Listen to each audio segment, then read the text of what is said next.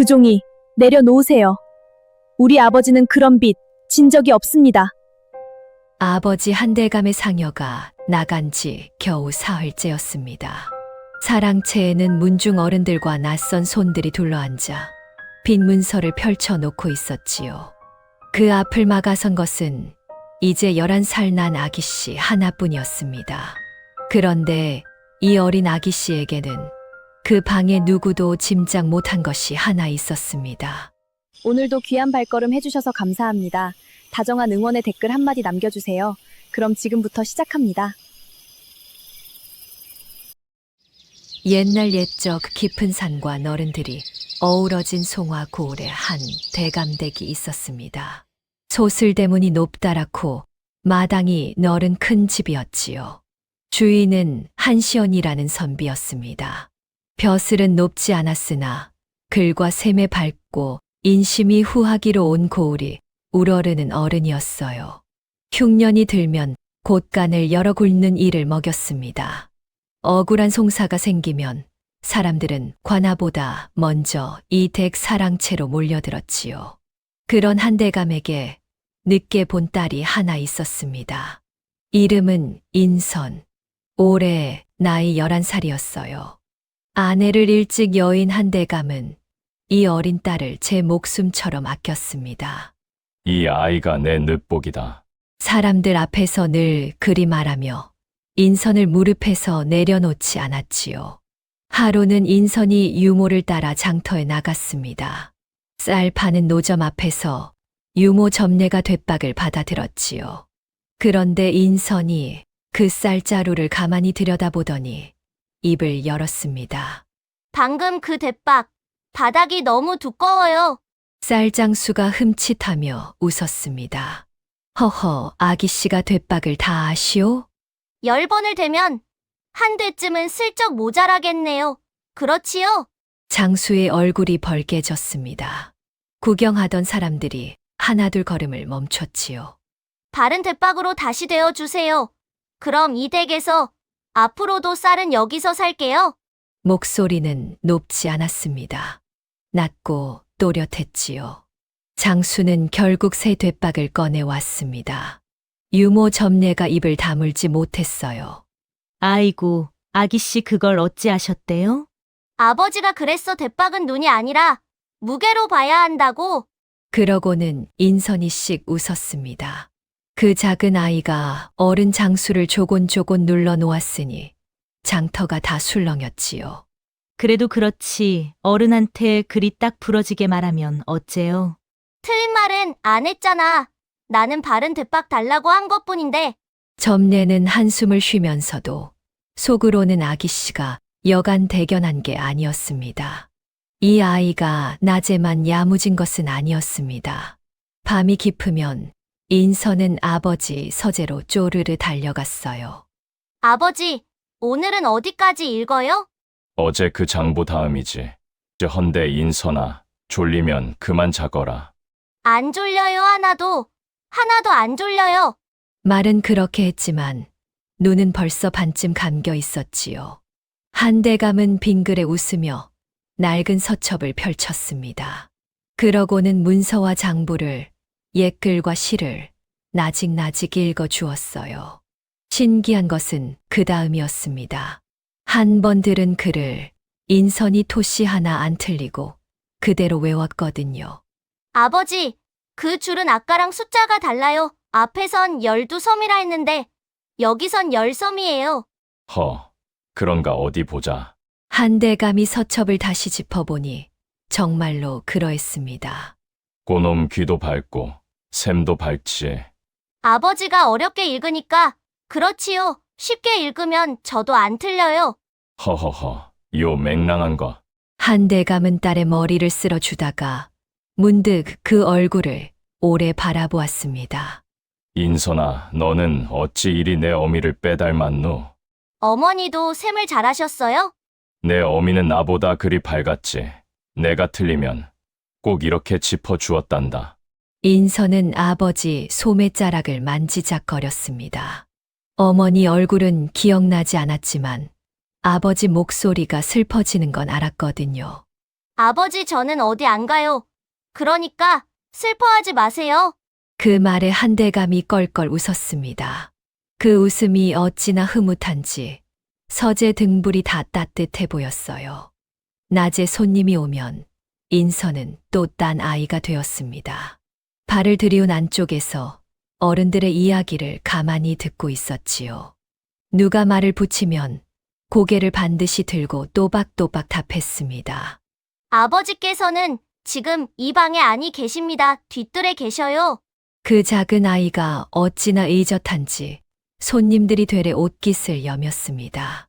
세상에, 저 대가기 씨가 11살이 맞는가. 그렇게 수군거리며 돌아갔어요. 헌데 손님이 가고 나면 인선은 곧장 아버지 무릎으로 파고들었습니다. 아버지, 아까 손님이 두고 간 엿, 저 주세요. 허허, 방금 그 의젓하던 아기 씨는 어디로 갔누? 그건 손님 앞이고요. 지금은 아버지 앞이잖아요.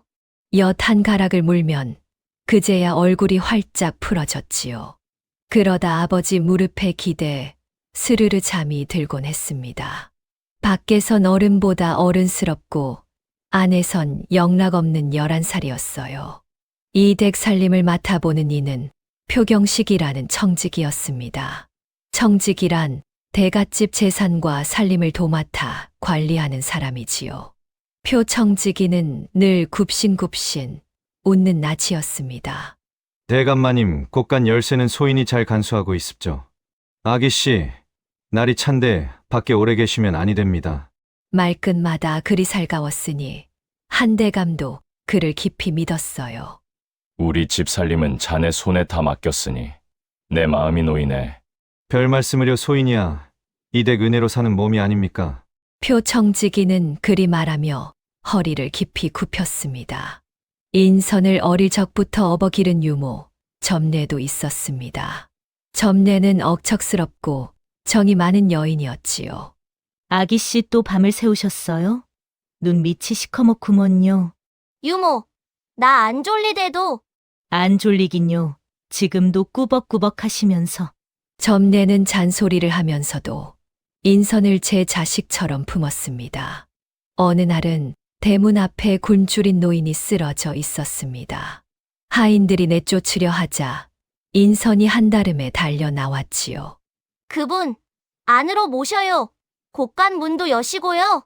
아기씨 대감마님 안 계신데 곳간을 함부로 여는 건 아버지가 늘 그러셨잖아요.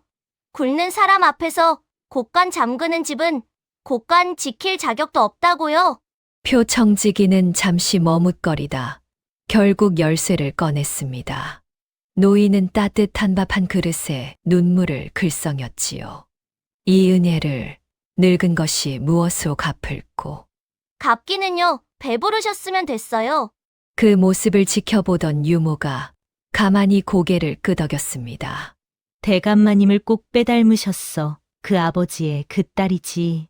그날 저녁 아버지는 인선을 무릎에 앉히고 낡은 서첩을 펼쳤습니다. 인선아, 이 서첩이 무엇인지 아느냐? 맨날 밤에 읽어주시는 거요. 숫자랑 글씨 잔뜩 있는 거. 그래, 이 안에 우리 집 논밭이며 곳간이며 빌려주고 받은 것이 다 적혀 있다. 그럼 이게 없어지면요? 없어지면 우리 집이 무엇을 가졌는지 아무도 모르게 되지. 그러니 이건 목숨처럼 지켜야 한다.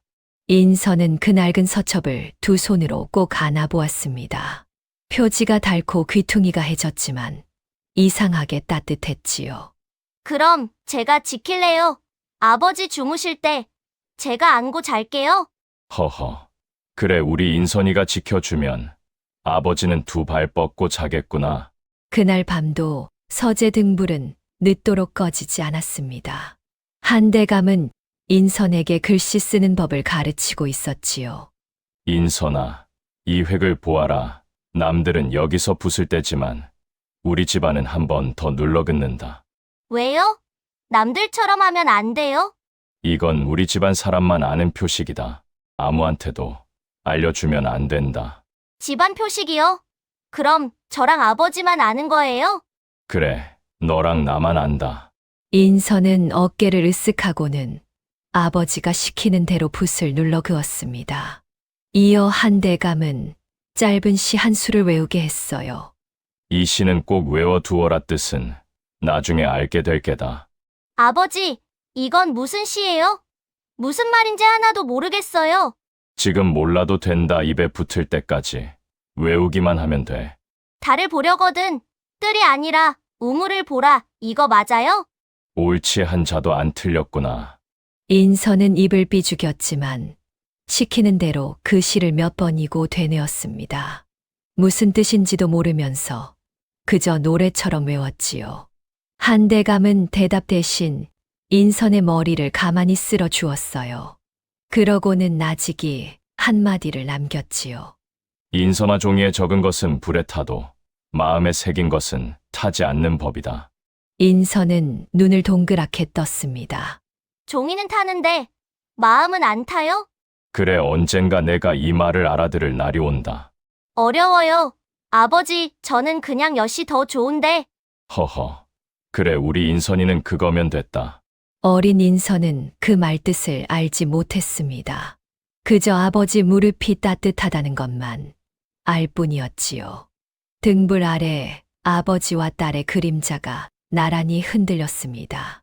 인선은 그렇게 아버지 곁에서 또 하루의 밤을 곤히 잠들었지요. 그 평온한 밤들이 이 집에 얼마 남지 않았다는 것을 그때는 아무도 몰랐지요. 한대감 댁의 아침은 언제나 부지런했습니다. 똥이 트기 무섭게 마당을 쓰는 빗을 소리가 들렸지요. 그 소리에 맞춰 인선도 눈을 비비며 일어났습니다. 아기 씨, 오늘은 좀 늦잠을 주무시지 그러셨어요. 아버지, 곳간 여는 날이잖아. 나도 봐야 해. 곳간은 청지기가 다 알아서 하는데 아기 씨가 뭘 보신다고. 그래도 봐야 해. 아버지가 샘은 두 사람 눈으로 봐야 한다고 했단 말이야. 유모 점례는 혀를 끌끌 찼지만 아기씨 고집을 꺾을 수는 없었습니다.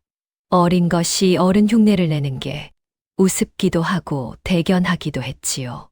그날은 곳간을 열어 지난 가을 거지를 셈하는 날이었습니다. 표청지기가 장부를 펼치고 곡식 섬을 하나하나 세었지요. 쌀이 30섬, 보리가 20섬 지난해와 같습니다요. 그 곁에서 인선이 가만히 장부를 들여다보고 있었습니다. 그러더니 조그만 손가락으로 한 줄을 콕 짚었어요. 표청지기 여기 콩이 15썸이라고 적혀 있는데요. 예, 그렇습니다요. 그런데 곳간에는 12가마밖에 없어요. 아까 제가 세어봤거든요. 표청지기의 손이 잠깐 멈칫했습니다.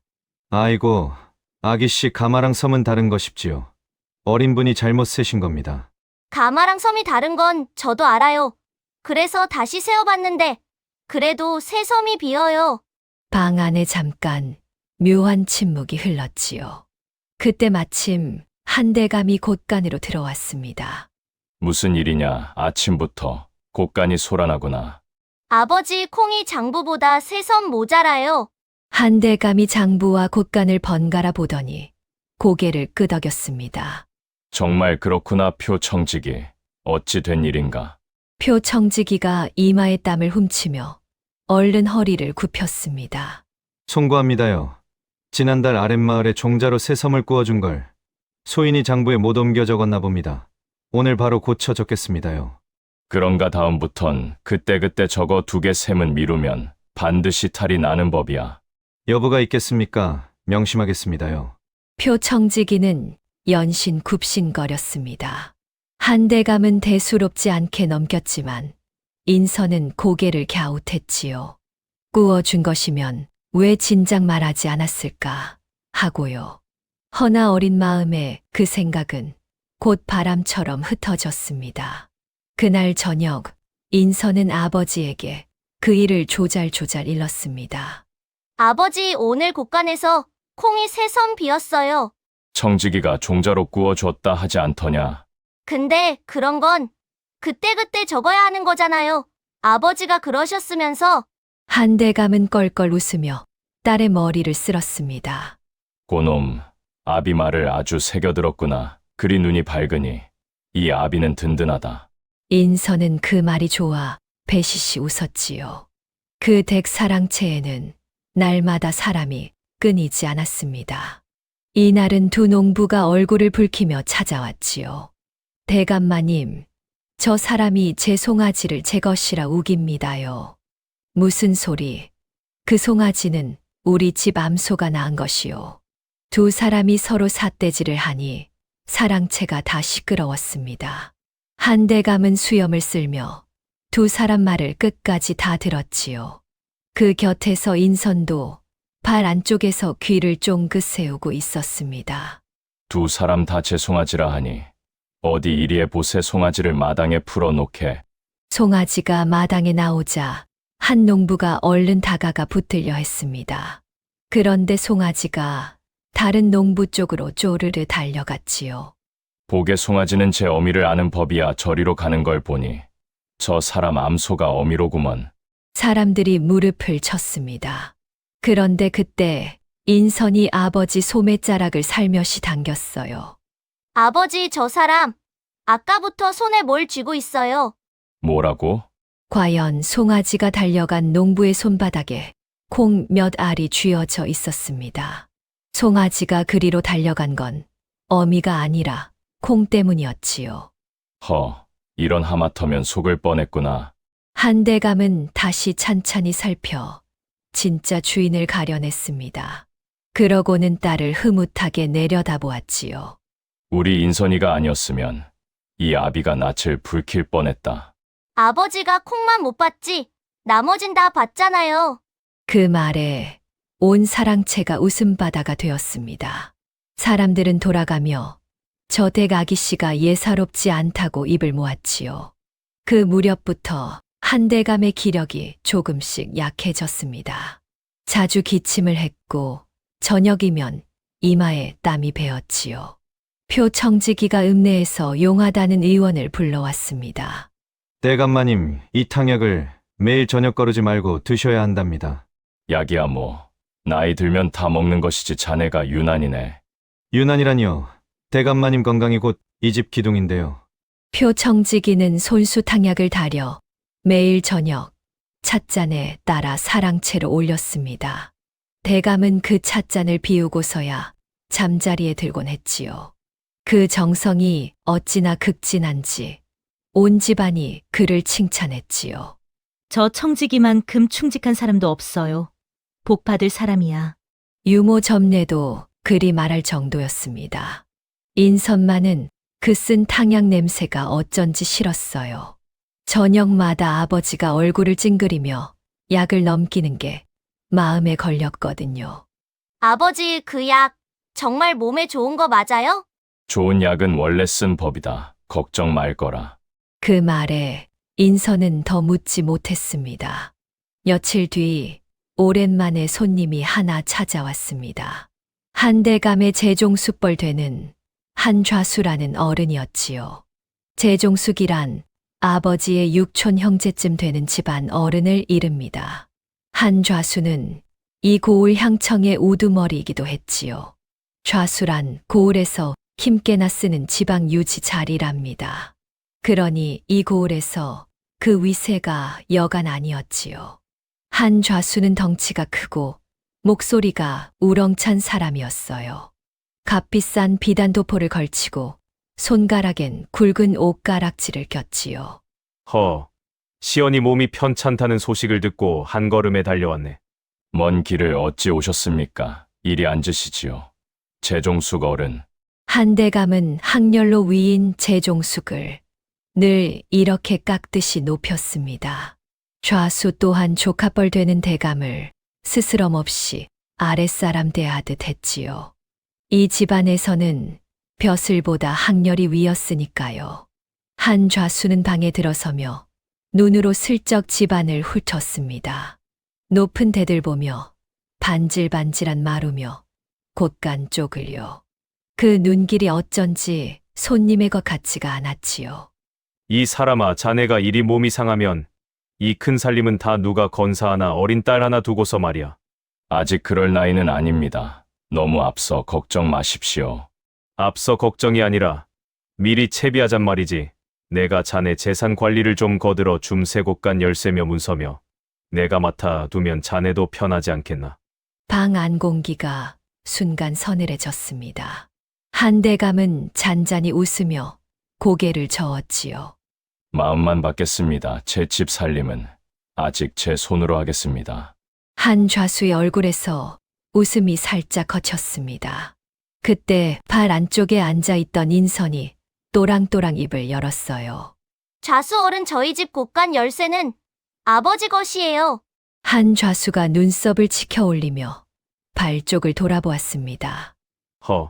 요 조그만 것이 어른들 말씀하는데 어디 끼어드느냐. 그는 앉은 채로도 인선을 한참 내려다보았지요.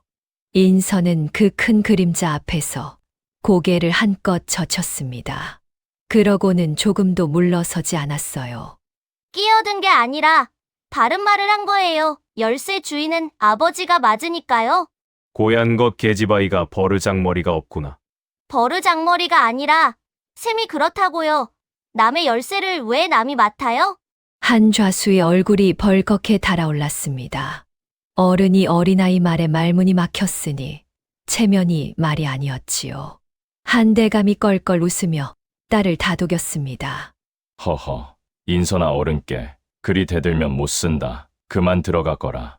인선은 입을 삐죽였지만 아버지 말에 얌전히 물러났습니다. 허나 그 작은 등이 어찌나 꼿꼿하던지요. 한 좌수가 사랑채에서 물러간 뒤였습니다. 인선이 아버지 곁에 바짝 붙어 앉아 볼을 부풀렸어요. 아버지 저 어른 왜 자꾸 우리 곳간을 쳐다봐요? 허허, 그리 보였느냐. 내 손님이면 아버지 얼굴을 봐야지 왜 곳간이랑 대들보만 봐요? 한대감은 잠시 말이 없다가 딸의 머리를 쓸어 주었습니다. 인선아 사람은 저마다 욕심이 있다. 재종숙 어른도 그런 게지. 그럼 미워해도 돼요? 그래도 집안 어른이니 얘는 갖춰야 한다. 얘를 갖추면 저 어른이 안 미워져요? 미워지고 안 미워지고는 내 마음이지 허나 얘까지 버리면 우리가 저 어른과 다를 게 없어진다. 어려워요. 어렵지 허나 우리 인선이는 바른 것만 놓치지 않으면 된다. 인선은 고개를 끄덕이면서도 속으로는 영 마뜩잖았습니다. 아버지 곳간을 넘보던 그 눈길이 자꾸만 마음에 걸렸거든요. 그날 저녁 한 좌수가 돌아가는 길이었습니다. 대문 앞에서 표청지기가 그를 배웅했지요. 아무도 없는 틈을 타 한 좌수가 나직이 물었습니다. 대감 몸은 요즘 어떤가? 그저 그러하십니다, 좌수 어른. 그래 잘 살펴드리게 아주 잘. 표청지기는 대답 대신 고개만 깊이 숙였습니다. 두 사람 사이에 오간 것은 그 짧은 말뿐이었지요. 허나 그 말 끝에는 무언가 서늘한 것이 감돌았습니다. 어스름한 대문 그림자 속에서 두 그림자가 나란히 서 있었어요. 그것이 무엇을 뜻하는지는 아직 아무도 알지 못했습니다. 그 밤 인선은 아버지 곁에 누워 낡은 서첩을 꼭 안았습니다. 아버지 이거 제가 잘 지킬게요. 그래 우리 인선이가 지켜주니 든든하구나. 아버지의 숨소리가 곤히 잦아드는 걸 들으며 인선도 스르르 눈을 감았지요. 허나 사랑채 문 밖으로는 쓴 탕약 냄새가 밤 공기에 은은히 번지고 있었습니다. 그 냄새가 무엇을 품고 있는지 그날 밤엔 정말 아무도 알지 못했어요. 가을이 깊어 갈수록 한대감의 기침은 점점 잦아졌습니다. 아침이면 멀쩡하다가도 저녁 탕약을 들고 나면 되레 기력이 빠졌지요. 인선은 그게 이상했습니다. 아버지 약을 먹는데 왜 자꾸 더 힘들어 보여요? 약이 몸을 다스리느라 그런 게지 곧 나아진다. 정말요? 정말 고다아요? 그럼 우리 인선이 시집 가는 것도 봐야 하는데 이 아비가 어딜 가겠느냐? 그 말에 인선은 배시시 웃었지만 마음 한구석은 자꾸 무거웠습니다. 표청지기는 여전히 저녁마다 손수 탕약을 다렸지요. 대감마님, 오늘 약은 유난히 정성 들여 다렸습니다요. 어서 드시지요. 허허, 자네 정성이 과하네. 이러다 자네가 먼저 지치겠어. 소인 걱정은 마시고 대감마님만 어서 쾌차하시면 됩니다요. 그 말이 어찌나 살가운지 온 집안이 그를 두고 충직하다 칭찬했습니다. 유모 점례만은 요즘 들어 그 탕약 냄새가 어쩐지 낯설었어요. 예전 의원이 지어준 약과 냄새가 조금 다른 것 같았거든요. 허나 청지기가 워낙 지극정성이니 차마 입 밖에 내지는 못했습니다. 그 무렵 한 좌수가 문병을 핑계로 자주 드나들었습니다. 올 때마다 대감 곁에 오래 앉아 있었지요. 그런데 그 눈은 늘 대감이 아니라 다른 곳을 향했습니다. 곳간 자물쇠, 문갑 속 문서함, 대들보에 걸린 현판을요. 시연이 몸도 성취하는데 그 문서함일랑 내게 맡기지 그러나 내가 잘 간수함세. 괜찮습니다. 재종숙 어른 아직은 제가 봐야 할 것이 남았습니다. 한 대감은 힘없는 중에도 그 청만은 매번 물렸습니다. 인선은 그럴 때마다 아버지 곁에 바짝 붙어 앉았지요. 좌수가 곳간 쪽을 볼 때면 인선도 똑같이 그쪽을 노려보았습니다. 요 조그만 것은 오늘도 나를 못 잡아먹어 안달이구나. 좌수 어른이 자꾸 우리 집 물건만 보시니까 그렇죠? 말본세하고는 시연이 자네 딸 교육을 어찌 시킨 겐가. 바르게 보고 바르게 말하라 가르쳤지요. 그뿐입니다. 좌수의 얼굴이 굳었지만 한 대감은 태연했습니다. 인선은 아버지 소매를 꼭 쥐고 좌수를 끝까지 바라보았지요. 그런 날이면 좌수가 돌아간 뒤 인선은 아버지에게 조르곤 했습니다. 아버지, 저 어른 오지 말라고 하면 안 돼요? 집안 어른을 어찌 오지 말라 하겠느냐. 그치만 올 때마다 아버지가 더 아파 보인단 말이에요. 한 대감은 딸의 머리를 쓸며 나직이 웃었습니다. 인선아, 내가 이리 아프니 우리 집을 넘보는 눈이 늘었구나. 그럴수록 너는 눈을 크게 떠야 한다. 눈을 크게 뜨면 뭐가 보여요? 내가 본 것을 잊지만 마라 그거면 된다. 보고 있지 않는 건 나 잘하는데 아버지가 시킨 글도 다 외우잖아요. 그래 그러니 이 아비는 우리 인선이가 든든하다. 인선은 무슨 뜻인지 다 알지는 못했지만 그 말만은 마음에 담아 두었습니다. 아버지가 하는 말은 늘 나중에야 그 뜻을 알게 되었으니까요. 그러던 어느 밤이었습니다. 그날도 표청지기가 탕약을 올렸고 대감은 그 약을 다 비웠지요. 인선은 여느 때처럼 아버지 무릎에서 시를 외우다 잠이 들었습니다. 그런데 한밤중 요란한 소리에 온 집안이 깨어났어요. 대감마님, 대감마님 정신 차리셔요. 사랑채에서 터진 비명이었습니다. 인선이 맨발로 달려갔을 때 아버지는 방바닥에 쓰러져 있었지요. 아버지, 왜 그래요? 일어나 봐요. 인선아, 한 대감이 마지막 힘을 짜내 딸의 손을 잡았습니다. 서첩을 잘 지켜라. 너는 다 안다. 아버지, 무슨 말이에요? 뭘 다 알아요? 나 아무것도 몰라요. 달을 보려거든 뜰이 아니라 그 말끝을 다 맺지 못하고 아버지의 손이 스르르 풀렸습니다. 아버지, 눈 떠봐요. 네, 아버지. 인선의 울음이 밤을 갈랐지만 대감은 다시 눈을 뜨지 않았어요. 그 밤 송화고을에서 가장 어질던 어른이 그렇게 세상을 떠났습니다. 인선은 아버지 가슴에 얼굴을 묻고 한참을 흐느꼈습니다. 일어나요. 나 아직 시도 다 못 외웠단 말이에요. 아버지가 마저 가르쳐 줘야지. 허나 그 대답은 끝내 돌아오지 않았지요. 온 집안이 곡소리로 뒤덮였습니다. 사람들은 대감이 오랜 병으로 갔다며 안타까워했지요. 표청지기는 누구보다 크게 울며 상을 도맡아 치렀습니다. 아이고, 대감마님 소인을 두고 어딜 가십니까요? 아이고. 그 곡소리가 어찌나 구슬픈지 문상객들이 다 눈시울을 붉혔어요. 허나 인선은 울다 지쳐서도 아버지 곁을 떠나지 않았습니다. 그리고 이상한 고집을 부렸지요. 아버지가 마지막으로 든 찻잔을 품에서 놓지 않은 겁니다. 이건 안 치워요. 아버지 깨어나면 다시 드려야 하니까? 아기 씨 대감마님은 이제 아니야. 자는 거야, 자는 거니까. 이건 내가 갖고 있을 거야. 어른들은 그저 어린 것의 슬픈 투정이라 여겼습니다. 그래서 아무도 그 찻잔을 빼앗지 않았지요. 인선은 그 찻잔을 별당으로 가져가 장난감 상자 깊이 넣어두었습니다. 그것이 훗날 무엇이 될지는 그때는 인선도 몰랐어요.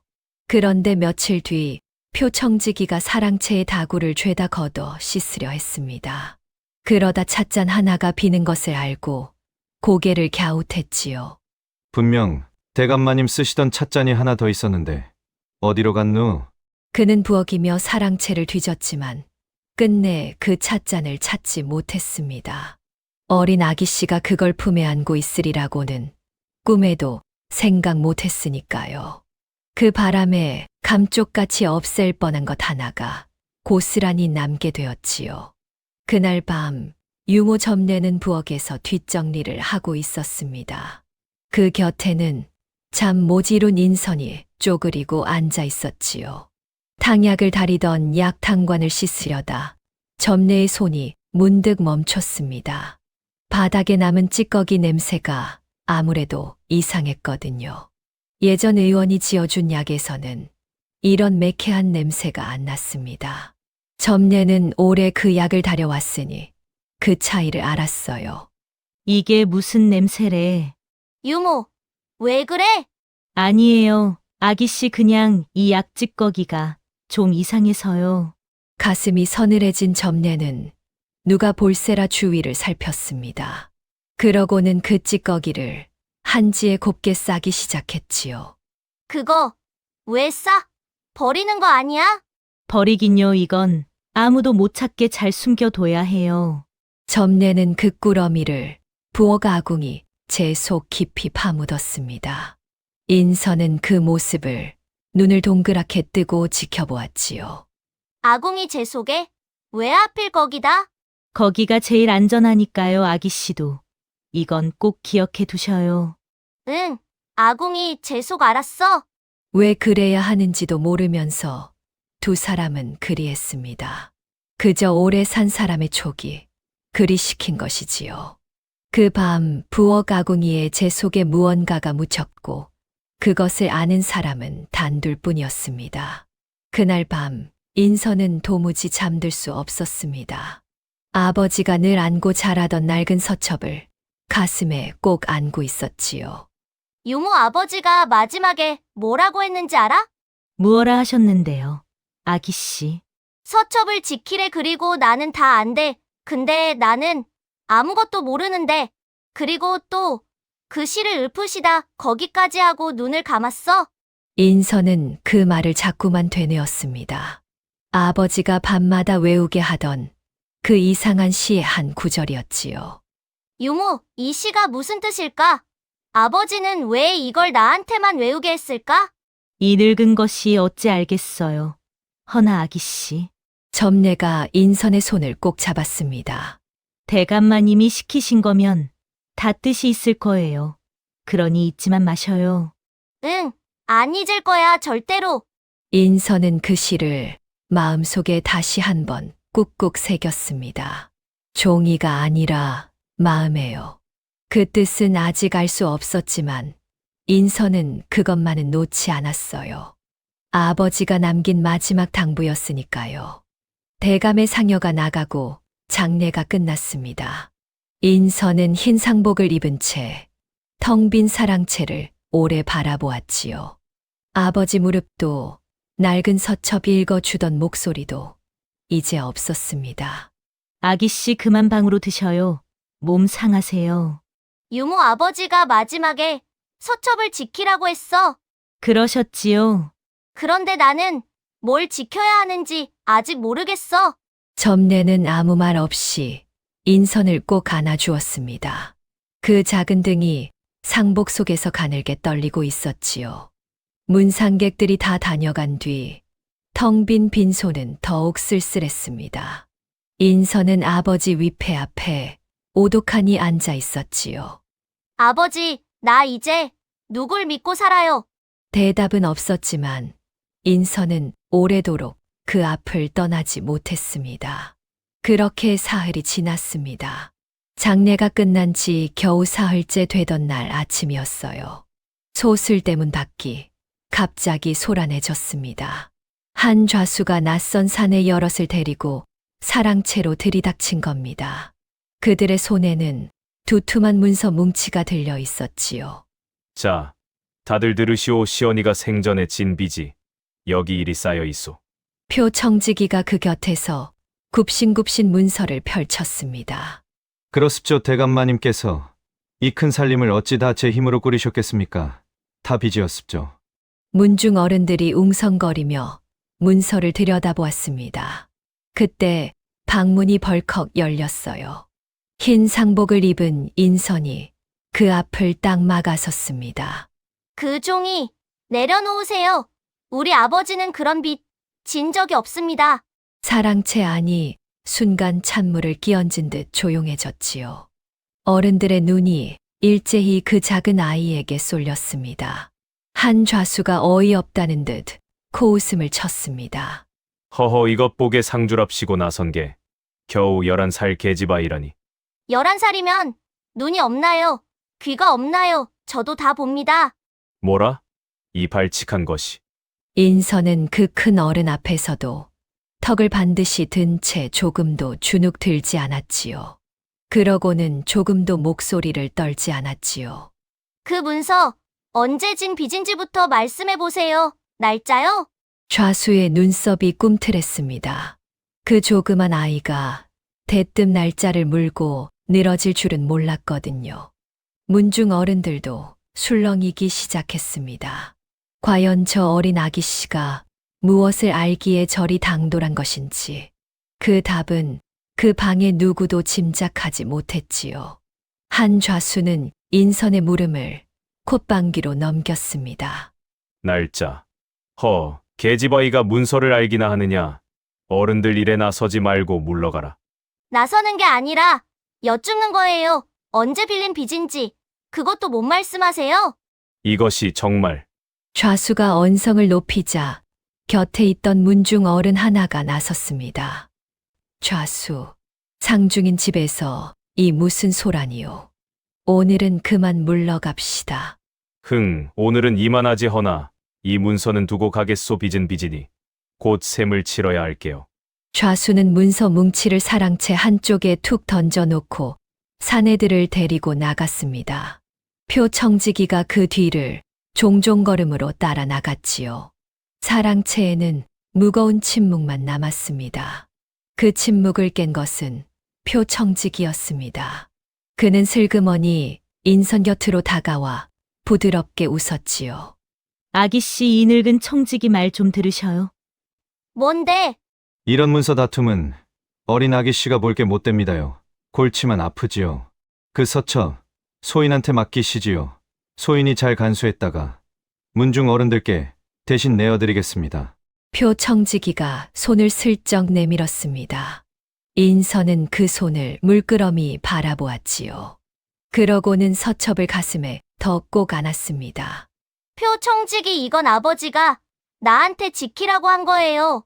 아이고, 그야 그렇지만 그 손에 맡기면 그건 지키는 게 아니라 남한테 준 거잖아요. 표청지기의 웃음이 살짝 굳었습니다. 아기씨도 참 이 늙은 것을 못 믿으십니까? 못 믿는 게 아니라 아버지 말을 지키는 거예요. 인선은 또박또박 그리 말하고는 서첩을 안은 제 방으로 들어갔습니다. 표청지기는 그 작은 뒷모습을 한참이나 바라보았지요. 그 눈빛에서 방금 전에 살가운 웃음은 온데간데 없었습니다. 이튿날 문중 어른들이 사랑채에 모였습니다. 좌수가 두고 간 문서를 두고 감론을 박이 오갔지요. 문서에 도장이 찍혀 있으니 빚은 빚이요. 갚는 게 도리지. 허나 시연이가 빚을 졌단 말은 생전에 들어본 적이 없소. 들어본 적 없다고 없는 게요. 사람 속을 어찌 안다고. 어른들의 말은 자꾸만 좌수 쪽으로 기울었습니다. 발 안쪽에서 그 말을 듣던 인선은 주먹을 꼭 쥐었지요. 그때 한 어른이 딱하다는 듯 혀를 찼습니다. 쯧쯧. 어린 것만 남아 저 큰 살림을 어찌 건사할꼬. 차라리 좌수가 맞는 게 나을지도 모르지. 그 말에 인선이 발을 걷고 나섰습니다. 어른들 그 문서가 참말인지 거짓인지 아직 아무도 안 봤잖아요. 이 아이가 또 빚을 졌다면 언제 졌는지, 얼마를 졌는지 다 적혀 있어야지요. 그걸 먼저 따져봐야 하는 거 아니에요? 어른들이 어이없다는 듯 웃었습니다. 계집아이가 무얼 안다고 문서를 따지느냐. 제가 몰라서 여쭙는 게 아니라 어른들이 안 따지시니까 여쭙는 거예요. 방 안이 순간 조용해졌습니다. 어린아이의 그 한마디가 이상하게 뼈 아팠거든요. 허나 어른들은 이내 헛기침을 하며 하나둘 자리를 떴습니다. 상중이라 경황이 없어 그렇지. 이 일은 차차 봅시다. 그렇게 다들 발을 빼니 사랑채엔 인선만 덩그러니 남았지요. 그날 저녁 유모 점례가 인선을 조용히 방으로 데려갔습니다. 아기씨 이 늙은 것 말 잘 들으셔요. 응, 좌수 어른은 예사 어른이 아니에요. 관아에도 발이 넓고 문중에도 사람이 많아요. 그래서 아기씨가 맞서면 안 돼요. 어린 아기씨 하나. 저 어른이 마음 먹으면 어찌 될지 몰라요. 인선은 입을 꾹 다물었습니다. 이 집, 저 어른이 가지겠다면 차라리 내어주고 아기씨는 몸이나 성이 지내는 게, 유모, 예, 아기씨. 아버지가 평생 지킨 집이야. 아버지가 곳간 열어서 굶는 사람 먹이던 집이라고. 그걸 저 어른이 거짓말로 가져가는데 나더러 가만히 쓰라고? 점례는 아무 말도 하지 못했습니다.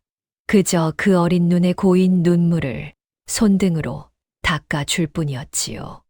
허나 밤이 깊어지자 인선도 무서웠습니다. 텅 빈 사랑채, 아버지 없는 집, 문서를 든 어른들, 우렁차던 좌수의 목소리. 그 모든 게 11살 아이가 감당하기엔 너무 컸지요. 인선은 낡은 서첩을 안고 아버지 서재에 홀로 앉았습니다. 아버지, 나 무서워요. 대답해 줄 아버지는 이제 없었습니다. 나 혼자 어떻게 해요? 저 어른들 다 크고 나는 이렇게 작은데. 등불이 흔들릴 때마다 아버지 그림자가 어른거리는 것 같았어요. 인선은 무릎에 얼굴을 묻고 한참을 훌쩍였습니다. 아무도 없는 서재는 유난히 넓고 서늘했습니다. 문풍지 우는 소리가 꼭 누가 흐느끼는 것 같았지요. 아버지라면 이럴 때 어떻게 했을까? 인선은 눈물을 훔치며 혼자 그렇게 중얼거렸습니다. 그러다 문득 손에 든 서첩이 눈에 들어왔지요. 아버지가 목숨처럼 지키라던 그 낡은 서첩이요. 인선은 서첩을 천천히 펼쳤습니다. 익숙한 글씨가, 익숙한 숫자가 거기 그대로 있었어요. 밤마다 아버지가 읽어주던 바로 그 장부였지요. 인선은 한 줄 한 줄 눈으로 짚어 내려갔습니다. 그런데 이상한 일이었어요. 읽으면 읽을수록 무서움이 조금씩 가라앉는 겁니다. 글자들이 아버지 목소리처럼 들렸거든요. 그때 인선의 눈이 한 곳에 멈췄습니다. 지난해 가을 아버지가 손수 적어둔 한 장이었지요. 그 장에는 그의 아버지가 어디를 가고 무엇을 했는지가 날짜별로 낱낱이 적혀 있었습니다. 그 장을 보는 순간 인선의 머릿속에 무언가 반짝 스쳤어요. 낮에 좌수가 던져놓고 간 그 빈 문서. 거기엔 빚진 날이 그냥 작년 가을께라고만 적혀 있었지요. 300섬이나 되는 큰 돈을 빌렸다면서 정작 그 날짜가 없었던 겁니다. 이상해. 진짜 빌렸으면 나를 안 적었을 리가 없는데. 아버지는 콩서되를 구워줘도 그날 날짜를 꼬박꼬박 적던 분이었습니다. 그런 집에 300섬짜리 빚만 날짜가 없다니 앞뒤가 맞지 않았지요. 날짜가 없는 건 아무 날에나 갖다 붙이려고 그런 거야. 인선은 서첩을 그의 가을 쪽으로 쭉 훑어 내려갔습니다. 아버지가 집을 비운 날이 며칠이나 또렷이 적혀 있었어요. 좌수 어른이 나를 대는 순간 이 서첩이랑 안 맞으면 돼. 가슴이 쿵쿵 뛰었습니다. 인선은 벌떡 일어났어요. 무서움이 거친 자리에 다른 것이 차올랐습니다. 그건 아버지가 남겨준 것이었지요. 종이에 적힌 것이 아니라 인선의 마음에 새겨진 것이요. 이튿날 아침 인선은 유모를 찾아갔습니다. 눈은 밤을 새워 불었지만 그 눈빛만은 또렷했지요. 아기 씨 밤새 한숨도 안 주무셨어요? 유모, 나 결심했어. 무얼요? 저 문서 거짓말이야. 내가 그걸 증명할 거야. 점례의 얼굴에서 핏기가 싹 가셨습니다. 아기 씨, 그러다 좌수 어른한테 밉보이면 밉보여도 할 거야. 아버지가 그랬어 본 것을 잊지 말라고. 나 다 봤고 다 기억해. 허나 어린 아기 씨 말을 누가 믿어준다고. 안 믿어주면 믿게 만들면 되지. 그 말에 점례는 더 말릴 수가 없었습니다. 그 작은 얼굴에 서린 것이 영락없는 대감마님이었거든요. 아이고 그 아버지의 그 딸이지. 점례는 결국 한숨을 쉬며 고개를 끄덕였습니다. 알겠어요. 이 늙은 것도 아기 씨 편이에요. 무슨 일이 있어도요. 고마워. 유모. 인선은 처음으로 옅게 웃었습니다. 유모 나 저 문서를 하나도 안 빼고 다 볼 거야. 다 보시고 그 다음엔요? 거짓말인 걸 찾아내면 어른들 다 모인 데서 말할 거야. 아버지 서첩을 펼쳐놓고 그러다 좌수 어른이 노발대발하면요? 노발대발해도 거짓말이 참말이 되는 건 아니잖아. 점례는 가슴이 철렁했지만 인선의 눈은 흔들림이 없었습니다. 유모 나 이제 뒤로 못 물러나. 여기서 물러나면 아버지 집을 내 손으로 내주는 거야. 그 말에는 11살 아이의 것이라기엔 너무 단단한 무엇이 있었지요. 한 번 마음을 정한 인선은 두 번 다시 흔들리지 않았습니다. 유모 이 집은 이제 내가 지킬 거야. 아버지 대신. 아버지가 남긴 서첩이 있잖아. 그거면 나 혼자여도 할 수 있어.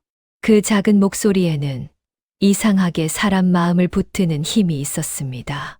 점례는 그만 눈시울이 뜨거워졌지요. 그러고는 낡은 서첩을 가슴에 꼭 안았지요. 그날 인선은 사랑채로 나갔습니다.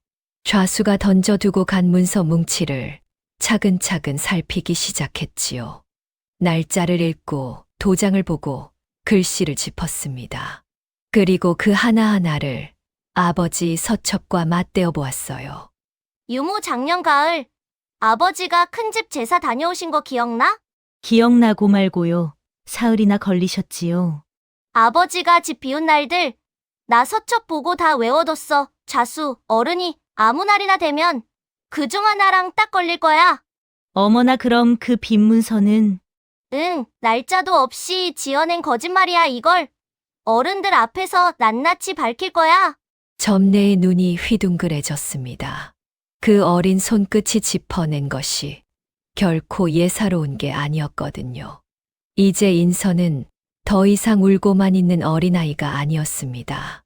그 작은 손이 문서를 넘길 때마다 종이 스치는 소리가 조용히 울렸지요. 문 밖에서 그 모습을 지켜보던 표청지기의 얼굴이 슬며시 굳었습니다. 그가 서둘러 어디론가 걸음을 옮겼지만 인선은 알아채지 못했어요. 그저 아버지가 남긴 서첩만을 뚫어져라 들여다볼 뿐이었지요. 그 작은 어깨 위에 이제 아버지가 남긴 집이 통째로 얹혀 있었습니다. 싸움은 이제 막 시작되고 있었습니다. 그날 밤 유모 점례가 인선의 방으로 건너왔습니다. 따뜻한 미음 한 그릇을 손에 들고서요. 아기 씨 며칠째 통 못 드셨잖아요. 한 술이라도 뜨셔요. 유모는 우리 집에 온 지 얼마나 됐어? 20년도 넘었지요. 아기 씨 어머니 시집 오실 때 저도 따라왔으니까요. 인선이 미음 그릇을 만지작거리며 눈을 반짝였습니다. 그럼 우리 어머니도 알아? 알다마다요 참 고우셨지요. 곱기만 한 게 아니라 야무지셨어요. 아기 씨가 샘 밝은 거, 그거 어머니 닮으신 거예요. 정말? 그럼요 마님은 장부를 볼 때 남다른 버릇이 있으셨어요. 무슨 버릇? 들고 난 물건은 반드시 2번 적으셨지요. 나간 날 1번, 받은 날 1번 그렇게 짝을 맞춰야 한 톨도 빠지는 게 없다면서요. 2번 적어서 짝을 맞춘다. 예 대감마님이 그 법을 아기 씨한테 그대로 가르치신 거예요. 다 마님한테서 온 거지요. 인선은 그 말을 마음에 꾹 새겼습니다. 인선은 그 말이 이상하게 좋았습니다. 얼굴도 기억 안 나는 어머니가 조금은 가까워진 것 같았거든요. 유모 어머니는 아버지랑 사이가 좋았어? 좋다마다요 2분이 밤마다 마주 앉아 그리며 셈이며 이야기를 나누셨는걸요. 나한테 밤마다 글 읽어주신 것도 그래서였구나.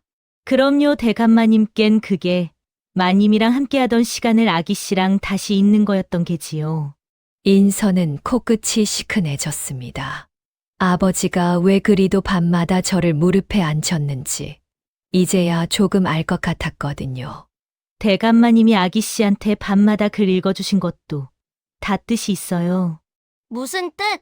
마님 가시고 대감마님이 그러셨어요. 이 아이한테는 내가 가진 걸 다 물려주겠다고요. 물려준다고? 뭘? 글쎄요, 그땐 저도 무슨 말인가 했지요. 점례는 잠시 말을 멈추더니 목소리를 낮췄습니다. 헌데 아기 씨 대감마님이 생전에 별당 뒷곁을 자주 서성이셨어요. 별당 뒷곁을? 거긴 아무것도 없잖아. 그러게 말이에요. 우물밖에 없는데 밤마다 거길 한참 보고 계시더라고요. 인선은 고개를 갸웃했습니다. 우물에 무엇이 있다고 아버지가 그리 서성이셨을까 싶었지요. 허나 그 우물 이야기는 이상하게 오래 마음에 남았습니다. 아버지가 아무 까닭 없이 밤마다 그곳을 서성였을 리는 없었으니까요. 언젠가 그 뜻을 알게 될 날이 오기는 올 것 같았습니다. 유모, 나 이제 안 무서워. 어째서요? 어머니도 아버지도 다 나한테 남겨주고 갔잖아. 그럼 나 혼자가 아니지? 점례는 그 말에 눈시울이 붉어졌습니다. 그러고는 인선을 꼭 안아주었지요. 그 밤 2 사람은 오래도록 손을 맞잡고 있었습니다. 그 며칠 인선은 밤낮으로 서첩을 파고들었습니다. 빈 문서에 적힌 날짜를 서첩 속 아버지 행적과 하나하나 맞대어 보았지요. 유모, 나 이제 저 어른들 앞에 설 거야. 예, 이 늙은 것이 우리 아기 씨만 믿겠어요. 밤새 하나도 안 빼고 다 봤어. 그러니까 하나도 안 무서워. 점례는 그 작은 등을 말없이 쓸어 주었습니다.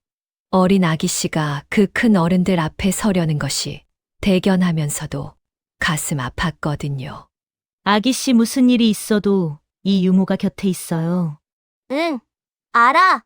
며칠 뒤 문중 어른들이 다시 사랑채에 모였습니다. 빈 문서 일을 매듭짓겠다며 좌수가 사람을 불러 모은 것이지요. 사랑채에는 문중 어른 67이 둘러앉았습니다.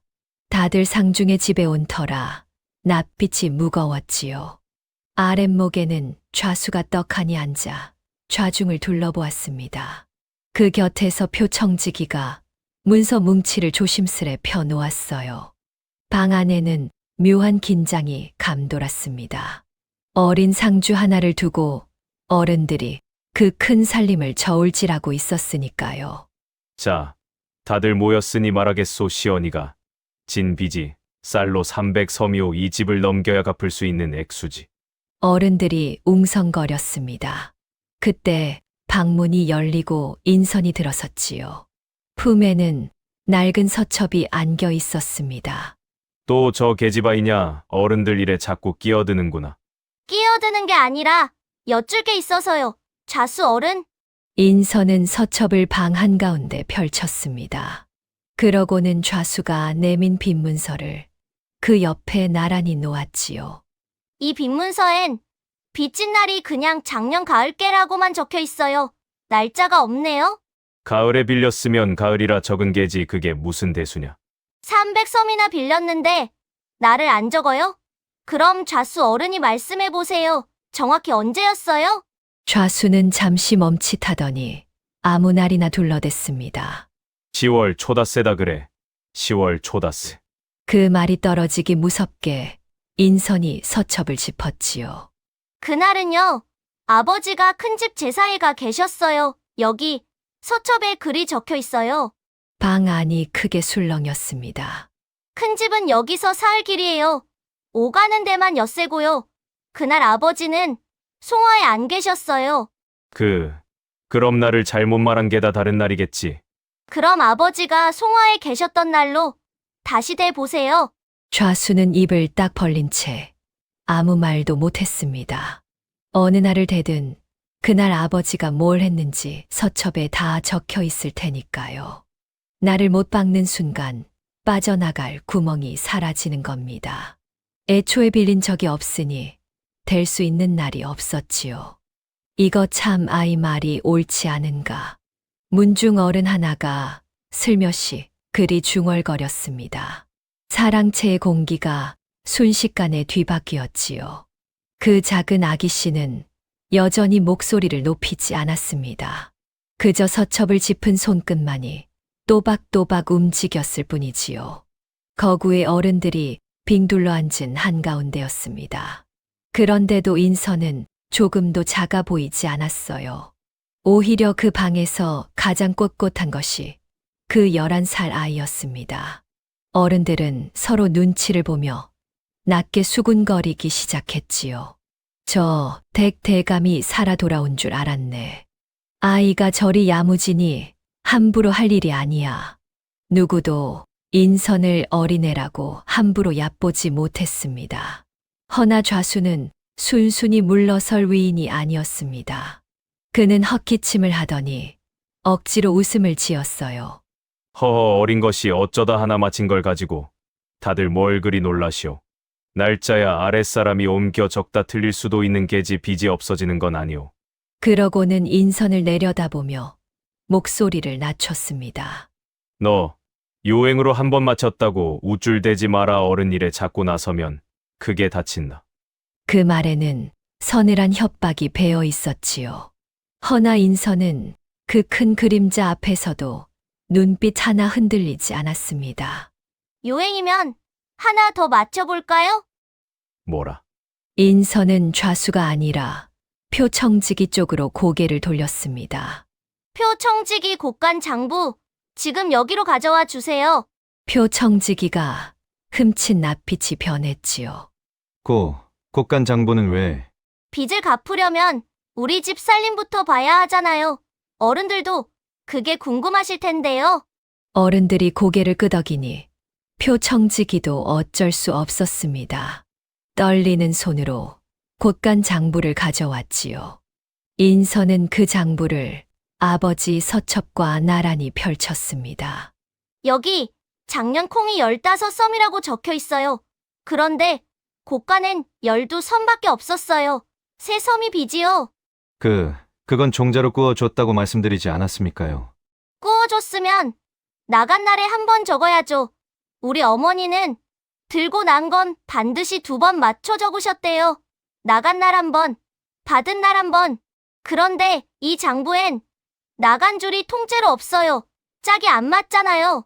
인선의 손가락이 장부의 빈자리를 콕 짚었습니다. 아버지는요, 구워준 건 반드시 그날 적으셨어요. 안 적힌 건 안 준 거예요. 표청지기는 얼른 둘러대려 했지만 말이 쉬 나오지 않았습니다. 장부는 그의 손으로 적은 것이었고 그 빈자리도 그의 것이었으니까요. 어른들의 눈길이 이번엔 슬며시 청지기에게로 옮겨갔지요. 표청지기의 이마에 식은땀이 배어 나왔습니다. 그리고 이 전단문서요. 인선은 좌수가 내놓은 또 다른 문서를 집어들었지요. 여기 찍힌 도장이랑 아버지 서첩에 찍힌 도장이 달라요. 그게 무슨 소리냐? 도장이 다르다니. 아버지 도장은 테두리에 흠이 하나 있어요. 오래 써서 이가 나갔거든요. 그런데 이 문서 도장은 테두리가 매끈해요. 인선이 두 도장을 나란히 들어 보였습니다. 과연 하나는 귀퉁이가 살짝 달았고 하나는 반듯했지요. 그 작은 차이를 어른들이 두 눈으로 똑똑히 보았습니다. 누구도 쉬 입을 떼지 못했어요. 11살 아이가 어른 여럿이 그냥 지나친 것을 짚어냈으니까요. 방 안에 무거운 침묵이 흘렀습니다. 그 침묵을 깬 것은 한 어른의 낮은 신음이었지요. 이건 도장을 새로 파서 찍은 게로군. 좌수와 표청지기의 얼굴이 나란히 굳었습니다. 어린 아기 씨의 손끝에서 거짓이 하나씩 벗겨지고 있었으니까요. 문중 어른들은 그 어린 얼굴을 새삼 다시 보았습니다. 얕보던 눈빛은 어느새 놀라움으로 바뀌어 있었지요. 누구도 선뜻 좌수의 편을 들지 못했습니다. 그날 문중 어른들은 빈 문서 이야기를 더는 꺼내지 못하고 흩어졌습니다. 좌수는 낯빛이 시퍼레진 채 자리를 박차고 일어났지요. 대문을 나서며 그는 표청지기를 곁으로 불렀습니다. 저 계집아이, 생각보다 성가시구나. 송구합니다요. 설마 곳간 장부까지 짚어낼 줄은. 저 아이가 무얼 믿고 저러는지 이제 알겠다. 안고 다니는 저 서첩이지. 저 서첩부터 없애라. 손 안 대고 조용히 알겠나. 표청지기는 대답 대신 고개를 깊이 숙였습니다. 두 사람이 사라진 뒤에도 대문 앞 그림자는 한참이나 서늘했지요. 진자가 이대로 물러날 리 없었습니다. 그러나 이날의 일은 아직 시작에 불과했습니다. 좌수가 빈 문서와 곳간 장부에서 연달아 밀리자 사랑채의 기운은 사뭇 달라졌습니다. 어른들은 이제 그 어린 아기 씨를 함부로 대하지 못했지요. 허나 욕심 깊은 좌수는 이대로 물러날 마음이 없었습니다. 그는 며칠을 곰곰이 궁리하더니 또 다른 술을 꺼내 들었어요. 그 수라는 것이 바로 사람을 사서 거짓 증언을 시키는 것이었지요. 며칠 뒤 좌수는 낯선 사내 하나를 데리고 다시 사랑채를 찾았습니다. 꾀죄죄한 보찜장 수차림에 눈매가 불안한 사내였어요. 그 사내는 방에 들어서면서도 자꾸만 좌수의 눈치를 살폈습니다. 누가 봐도 제 발로 온 사람 같지가 않았지요. 자, 여기 산 증인이 있소. 이 사람이 시연이가 돈 빌리는 걸 두 눈으로 봤다 하오. 좌수가 큰 소리를 치자 사내가 굽신거리며 떠듬떠듬 입을 열었습니다. 예. 소인이 봤습죠. 작년 가을에 대감마님이 저 좌수 어른께 300섬을 빌리셨습니다요. 문중 어른들이 다시 술렁였습니다. 빈 문서에 이어 증인까지 나섰으니 이번엔 빼도 박도 못할 것 같았거든요. 몇몇 어른은 벌써 좌수 쪽으로 마음이 기우는 눈치였습니다. 그때 인선이 조용히 사내 앞으로 다가섰습니다. 그 작은 아이가 빤히 올려다보자 사내는 괜히 눈을 피했지요. 어른들은 숨을 죽인 채 그 광경을 지켜보았습니다. 방금 우리 아버지를 작년 가을에 봤다고 했지요? 예. 똑똑히 봤습죠. 어디서 봤어요? 이 댁 사랑채에서요? 그렇습죠. 사랑채에서 봤습니다요. 그럼 하나만 여쭐게요. 우리 집 사랑채 문이 어느 쪽으로 났는지 아세요? 사내가 누나를 이리저리 굴렸습니다. 그야 남쪽이 아닙니까요? 우리 사랑채 문은 동쪽으로 나 있어요. 와 본 적도 없으시죠? 사내의 이마에 땀방울이 송글송글 맺혔습니다. 인선은 목소리를 조금도 높이지 않았어요. 그저 한 걸음 사내에게 더 다가섰을 뿐이지요. 그럼 우리 아버지 얼굴은요?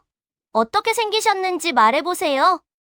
그야 수염이 길고 키가 훤칠하시고 우리 아버지는 수염이 짧으셨는데요. 키도 그리 크지 않으셨고요. 사내의 얼굴이 종이장처럼 하얗게 질렸습니다. 얼굴도 모르는 사람이 어떻게 돈 빌리는 걸 봤어요? 그건. 사내는 말을 잇지 못하고 그저 진땀만 뻘뻘 흘렸지요. 방 안의 어른들도 이제 그 사내를 의심스러운 눈으로 보기 시작했습니다. 인선은 마지막으로 나직이 한마디를 보탰습니다. 거짓말은 힘든 거예요. 참말은 있었던 대로 말하면 되는데, 거짓말은 자꾸 새로 지어내야 하잖아요. 그 말에 사내의 무릎이 픽 꺾였습니다. 소인은 그저 시키는 대로 했을 뿐입니다요. 좌수 어른이 돈을 쥐어 주시길래 이놈이 어디서 헛소리를 짓거려. 좌수가 버럭 소리를 질렀지만 이미 늦었지요. 겁에 질린 사내가 사실을 다 뱉어 버린 겁니다. 문중 어른들의 얼굴이 싸늘하게 굳었습니다. 좌수, 사람을 사서 거짓 증언을 시킨 게요. 아니요. 저놈이 돈에 눈이 멀어. 나를 팔아넘기는 게요. 좌수는 발끈했지만 그 변명을 고지듣는 이는 아무도 없었습니다. 어린 아기 씨의 몇 마디 물음에 거짓 증인이 스스로 무너졌으니까요. 사내는 그 길로 어른들에게 멱살을 잡혀 쫓겨났습니다. 그런데도 좌수는 눈 하나 깜짝하지 않았습니다. 제가 산 증인이 무너졌으면 또 다른 수를 쓰면 그만이라는 낯이었지요. 그 뻔뻔함에 문중 어른들도 혀를 내둘렀습니다. 그래도 좌수는 순순히 포기할 위인이 아니었습니다. 얼굴이 벌개진 채 품에서 또 다른 문서를 꺼내 들었지요. 누렇게 바랜 제법 그럴듯한 서찰이었습니다. 좋다. 그럼 이건 어쩔 테냐. 시언니가 생전에 제 손으로 쓴 글이다. 이 집을 내게 넘긴다고 여기 똑똑히 적었어. 그 말에 사랑채가 또 한 번 크게 술렁였습니다. 대감의 친필이라면 이야기가 아주 달라지니까요. 어른들이 서찰을 돌려보며 하나둘 고개를 끄덕였습니다. 이건 영락없는 시언니 글씨인데 글씨체가 똑같소. 이건 참말인 게요. 분위기가 다시 좌수 쪽으로 기울기 시작했습니다. 유모 점례의 얼굴이 새파랗게 질렸지요. 어렵게 뒤집어 놓은 판이 도로 넘어갈 판이었으니까요. 모두의 눈이 좌수에게 쏠린 그 순간에도 인선은 서찰만 보고 있었습니다. 글자 하나하나를 눈으로 천천히 쓸어내렸지요. 아버지가 밤마다 붓을 잡아주던 그 손길이 문득 떠올랐습니다. 남들은 여기서 붓을 떼지만 우리 집안은 한 번 더 눌러 긋는다던 그 말이요. 허나 인선은 그 서찰을 물끄러미 들여다보고만 있었습니다. 한참을 그리 보더니 조그맣게 고개를 저었어요. 이거 우리 아버지 글씨 아니에요. 뭐라? 온 문중이 다 갔다는데 어린 내가 뭘 안다고. 비슷하게 흉내는 잘 냈어요. 그런데 한 가지가 빠졌어요. 인선은 서찰의 한 글자를 조그만 손끝으로 짚었습니다. 방 안의 눈길이 일제히 그 손끝으로 모였지요. 우리 아버지는요, 이 액을 그을 때 여기서 한 번 더 눌러 그으셨어요. 우리 집안 표식이거든요. 그런데 이 글씨는 그냥 쓱 지나갔어요. 눌러 그은 자국이 없어요. 어른들이 서찰의 코를 박다시피 들여다보았습니다. 과연 그 회계는 한 번 더 눌러 그은 흔적이 없었지요. 인선은 품에서 낡은 서첩을 꺼내 아버지의 진짜 글씨를 펼쳐 보였습니다. 보세요. 진짜 아버지 글씨는 이렇게 여기가 두툼해요. 눌러 그었으니까요.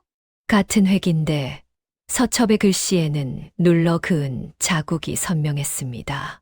두 글씨를 나란히 놓고 보니 그 차이가 누구 눈에도 또렷했지요. 어른들의 입에서 낮은 탄식이 새어나왔어요. 정말이로군. 이 서찰은 누가 글씨만 흉내내어 쓴 게야. 그 집안 표식은 아버지가 오직 인선에게만 가르쳐 준 것이었습니다.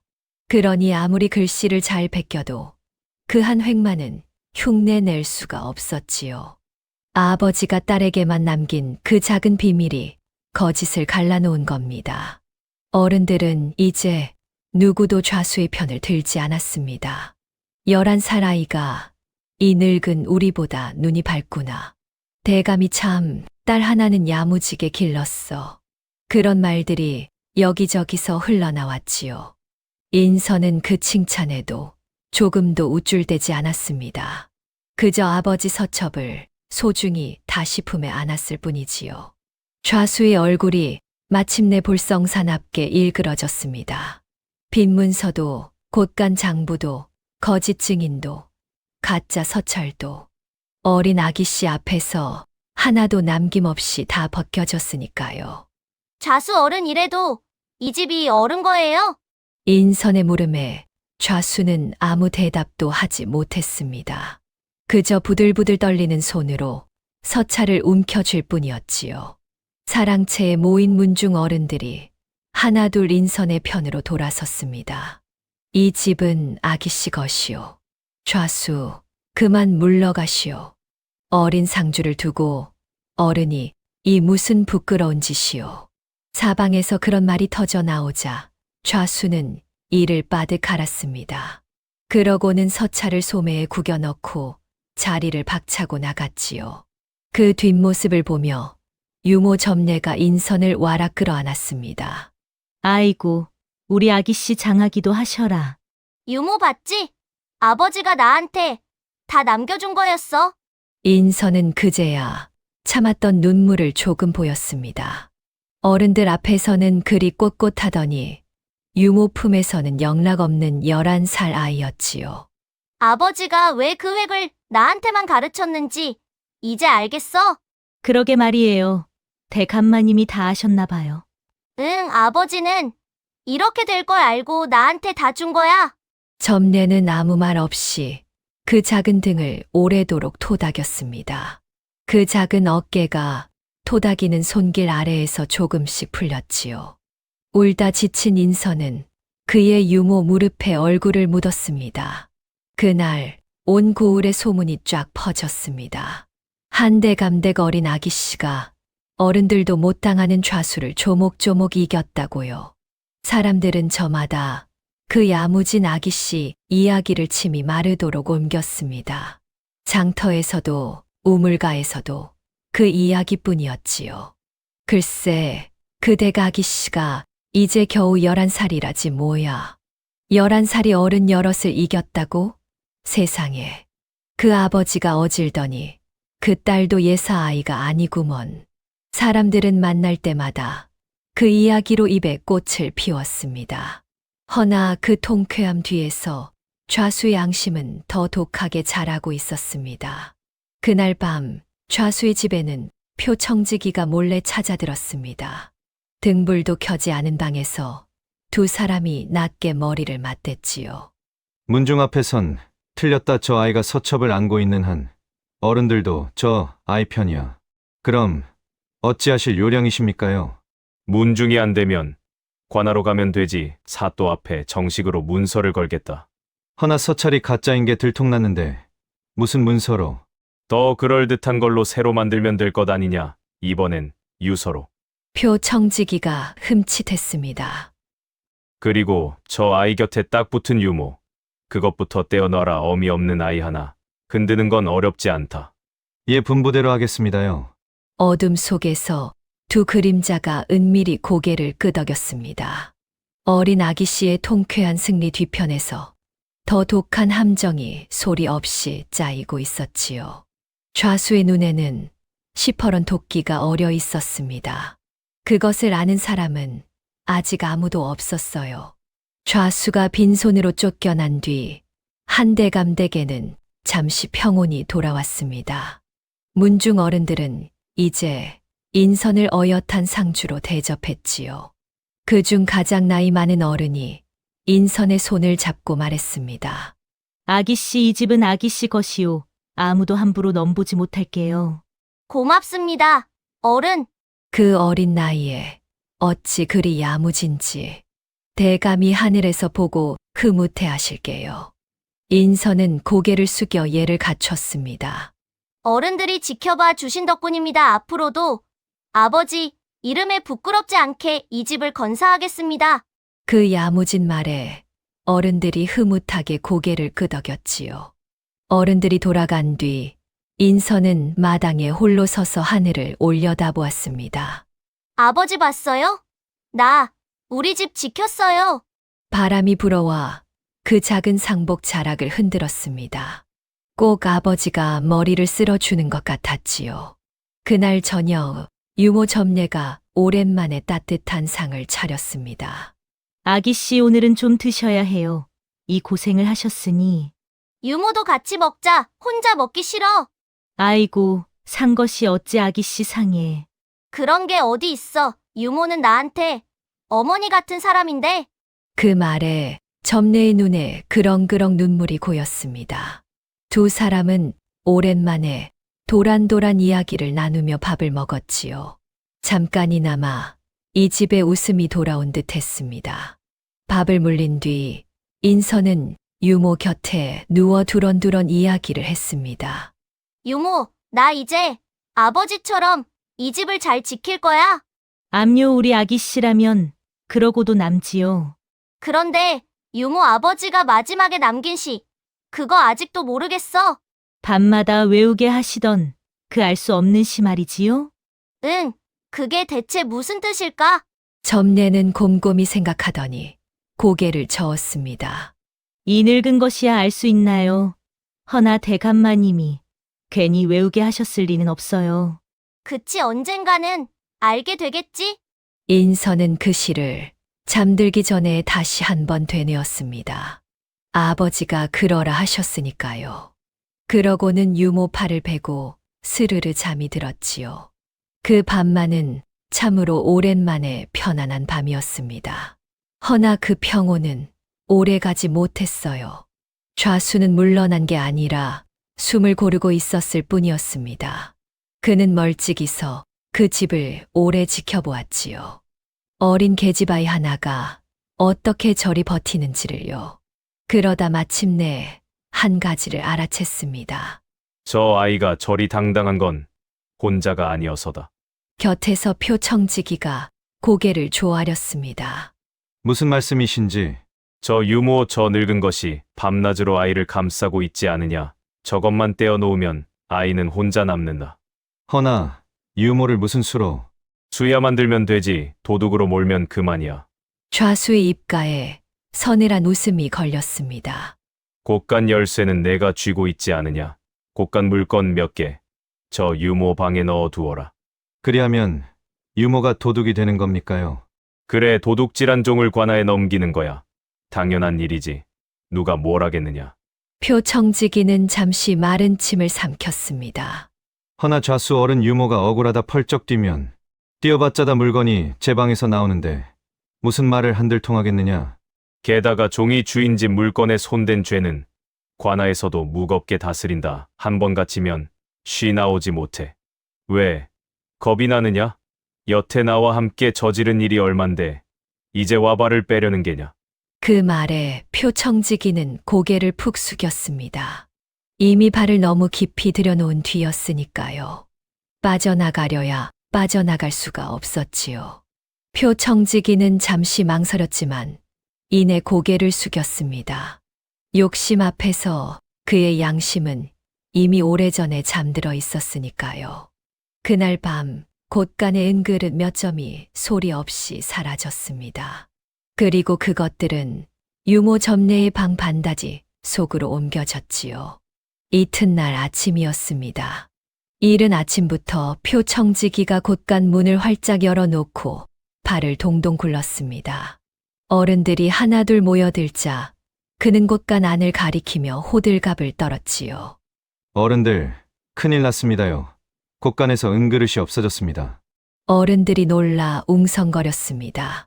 표청지기는 짐짓통탄하는 낯으로 목소리를 높였지요. 소인이 아무리 살펴도 안에서 손댄 사람 짓입니다. 집안 사람을 다 뒤져봐야겠습니다요. 그러고는 곧장 유모 점례의 방으로 향했습니다. 어른들이 보는 앞에서 그가 반다지를 벌컥 열었지요. 쨍그랑 은그릇들이 방바닥에 요란하게 쏟아졌습니다.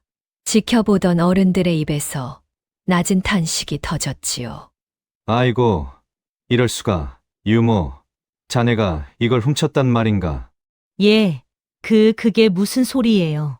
저는 모르는 일이에요. 유모 점례는 그 자리에 털썩 주저앉았습니다. 제 방에서 나온 물건을 보고도 도무지 영문을 알 수 없었으니까요. 저는 정말 몰라요. 누가 넣어둔 거예요. 변명, 말개 물건이 자네 방에서 나왔는데 무슨 발뺌인가? 어른들의 표정이 싸늘하게 굳었습니다. 아무리 봐도 은그릇이 그 방에서 나온 것은 사실이었으니까요. 그때 인선이 달려 나왔습니다. 아니에요. 유모는 그럴 사람이 아니에요. 아기씨, 물건이 눈앞에서 나왔는데도요? 유모는 20년을 이 집에서 살았어요. 훔칠 거였으면 진작 훔쳤지. 왜 지금이에요? 인선은 물러서지 않고 어른들 앞으로 한 걸음 나섰습니다. 그리고요, 유모가 훔쳤으면 왜 제 방에 그대로 뒀겠어요? 진작 내다 팔았지. 도둑이 훔친 물건을 제 방에 곱게 모셔둬요? 그게 말이 돼요? 어른들이 잠깐 말문이 막혔습니다. 그 말도 옳았으니까요. 허나 표청지기가 얼른 그 틈을 끊고 끼어들었지요. 아이고, 아기씨 미처 못 팔았을 수도 있지요. 어린 분이 뭘 아신다고. 그럼 누가 넣었는지 곳간 열쇠 가진 사람부터 물어봐야죠. 열쇠는 표청지기가 갖고 있잖아요. 표청지기의 얼굴이 순간 딱 굳었습니다. 그건 무슨 억지십니까? 소인을 의심하시는 겁니까? 의심이 아니라 순서예요. 열쇠 가진 사람부터 따지는 게 순서잖아요. 허나 어른들은 그 말을 끝까지 들어주지 않았습니다. 당장 눈앞에 물증이 놓여 있으니 11살 아이의 말보다 그게 더 컸거든요. 인선은 목이 터져라 외쳤지만 어른들은 고개를 저었습니다. 심증만으로는 아니 되네. 물증이 일이 나왔으니 이건 관아에 넘길 수밖에 없는 일일세. 표청지기가 기다렸다는 듯 관아에 기별을 넣었지요. 얼마 지나지 않아 포졸들이 들이닥쳤습니다. 그들은 다짜고짜 점례를 오랏줄로 묶었어요. 아기씨, 저는 아니에요. 정말 아니에요. 유모 놔줘요. 유모는 아무 짓도 안 했어요. 인선이 포졸의 팔에 매달렸지만 어른의 힘을 당할 수는 없었습니다. 제발요. 유모는 아니에요. 곳간 열쇠 가진 사람부터 조사해 주세요. 네? 포졸들은 들은 척도 하지 않았습니다. 관아에서 시킨 대로 도둑을 잡아가면 그만이었으니까요. 점례는 그렇게 질질 끌려 나갔지요. 끌려가면서도 점례는 인선에게서 눈을 떼지 못했습니다. 아기씨, 밥 굶지 마셔요. 이 유모, 금방 돌아올게요. 그 목소리가 멀어질 때까지 인선은 대문 앞에 주저앉아 있었습니다. 텅 빈 마당에 어린 울음소리만이 가득 찼지요. 얼마를 그렇게 울었을까요? 인선은 젖은 눈을 닫고 비틀비틀 일어났습니다. 안 돼, 울고만 있으면 유모 못 구해. 그러고는 텅 빈 집 안을 둘러보았지요. 아버지도 유모도 없는 집은 유난히 크고 서늘했습니다. 부엌에서도 곳간에서도 이제 아무 소리가 나지 않았어요. 그 넓은 집에 11살 아이 하나만 덩그러니 남은 겁니다. 인선은 서첩을 꼭 안고 이를 앙다 물었습니다. 유모 조금만 기다려. 내가 꼭 구해낼게. 허나 그 다짐과 달리 앞은 캄캄하기만 했지요. 어디서부터 어떻게 해야 할지 아무것도 알 수 없었으니까요. 멀찍이 담 너머에서 좌수가 그 광경을 지켜보고 있었습니다. 그 입가에는 소리 없는 웃음이 걸려 있었어요. 이제 그 큰 집에 인선을 지켜줄 사람은 아무도 없었으니까요. 그날 낮, 인선은 관아 앞까지 한달음에 달려갔습니다. 유모를 한 번만 보게 해달라고 문지기에게 매달렸지요. 제발요. 우리 유모 얼굴만 한번 보게 해주세요. 어허, 어린 것이 여기가 어디라고. 썩 물러가거라. 문지기는 인선을 매몰차게 내쫓았습니다. 높다란 관아문은 끝내 열리지 않았지요. 인선은 그 앞에서 한참을 서성이다 힘없이 발길을 돌렸습니다. 돌아오는 길, 인선은 곳간 앞에 한참을 멈춰 섰습니다. 유모가 은그릇을 훔쳤다던 바로 그 자리를요. 유모는 절대 아니야. 그럼 누가? 곳간 열쇠를 준 사람은 이 집에 오직 하나뿐이었습니다. 허나 그 사실을 안다 할 증거가 없으면 아무 소용이 없었지요. 어린 인선의 힘으로는 굳게 닫힌 곳간 문 하나 열 수가 없었으니까요. 그날 밤 인선은 아버지 서재에 홀로 앉아 있었습니다. 등불 하나만이 그 어린 얼굴을 흔들리게 비췄지요. 유모도 없이 아버지도 없이 인선은 이제 온전히 혼자가 되었습니다. 서첩을 아는 두 손이 저도 모르게 가늘게 떨렸지요. 그 밤이 얼마나 길고 캄캄할지는 인선도 아직 알지 못했어요. 유모가 갇힌 지 며칠, 좌수는 마침내 최후의 술을 꺼냈습니다. 이번엔 문중이 아니라 관하로 곧장 간 것이지요. 그는 새로 꾸민 유서 한 장을 사또 앞에 떡하니 내밀었습니다. 사또 이건 죽은 한대감이 남긴 유서요. 제 손으로 이 집과 재산을 제게 넘긴다 적었소. 지난번 서찰이 들통났으니 이번엔 더 정교하게 베낀 것이었습니다. 사또가 유서를 살피는 동안 좌수가 슬쩍 한마디를 보탰지요. 헌데 사또 그 집에 어린 계집아이 하나가 자꾸 헛소리를 하고 다니오. 어미도 없이 자란 것이라 실성했는지 아무 말이나 지어낸다오. 그 아이 말은 한마디도 고지 듣지 마시오. 좌수는 그렇게 인선의 입부터 틀어막으려 했습니다. 아이의 말을 미리 헛소리로 못 박아두면 무슨 증거를 들이대도 소용없을 테니까요. 사또는 수염을 쓸며 고개를 끄덕였습니다. 유서가 일이 분명하니 사흘 뒤 관하에서 매듭을 짓겠소. 그날 양쪽을 다 부르시오. 좌수의 입가에 회심의 미소가 번졌지요. 이제 사흘 뒤면 그 큰 집이 제 것이 될 판이었으니까요. 그날 좌수가 직접 한대감 댁을 찾아왔습니다. 텅 빈 마당에 홀로 선 인선을 그는 느긋이 내려다보았지요. 어린 것이 아직도 이 집에 붙어 있구나. 여긴 우리 집이에요. 아버지 집이고 제 집이에요. 사흘 뒤면 이 집은 내 것이 된다. 유서가 관아에 걸렸으니까. 그 유서 또 가짜잖아요. 가짜인지 진짜인지 사또가 정하지. 내가 정하더냐. 좌수는 허리를 굽혀 인선의 눈높이에 제 얼굴을 맞췄습니다. 잘 들어라. 내가 관아에서 무슨 말을 하든 아무도 믿지 않을 게다. 넌 이미 실성한 아이로 소문이 났으니까.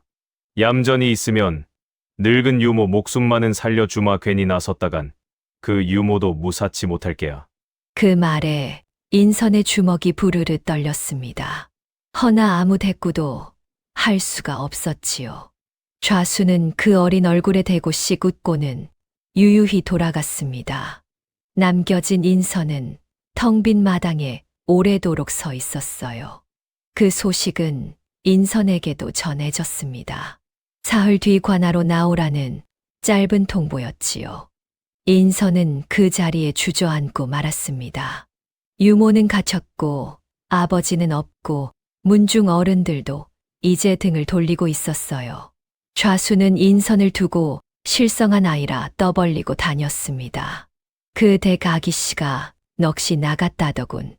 어린 것이 부모 잃고 끝내 실성한 게지. 그런 소문이 온 고을에 파다하게 퍼졌지요. 좌수가 여기저기 은밀히 손을 써둔 덕분이었습니다. 사람들은 만나기만 하면 그 이야기를 수군거렸지요. 불쌍한 아이가 아주 넋이 나갔다고 혀를 끌끌 차면서요.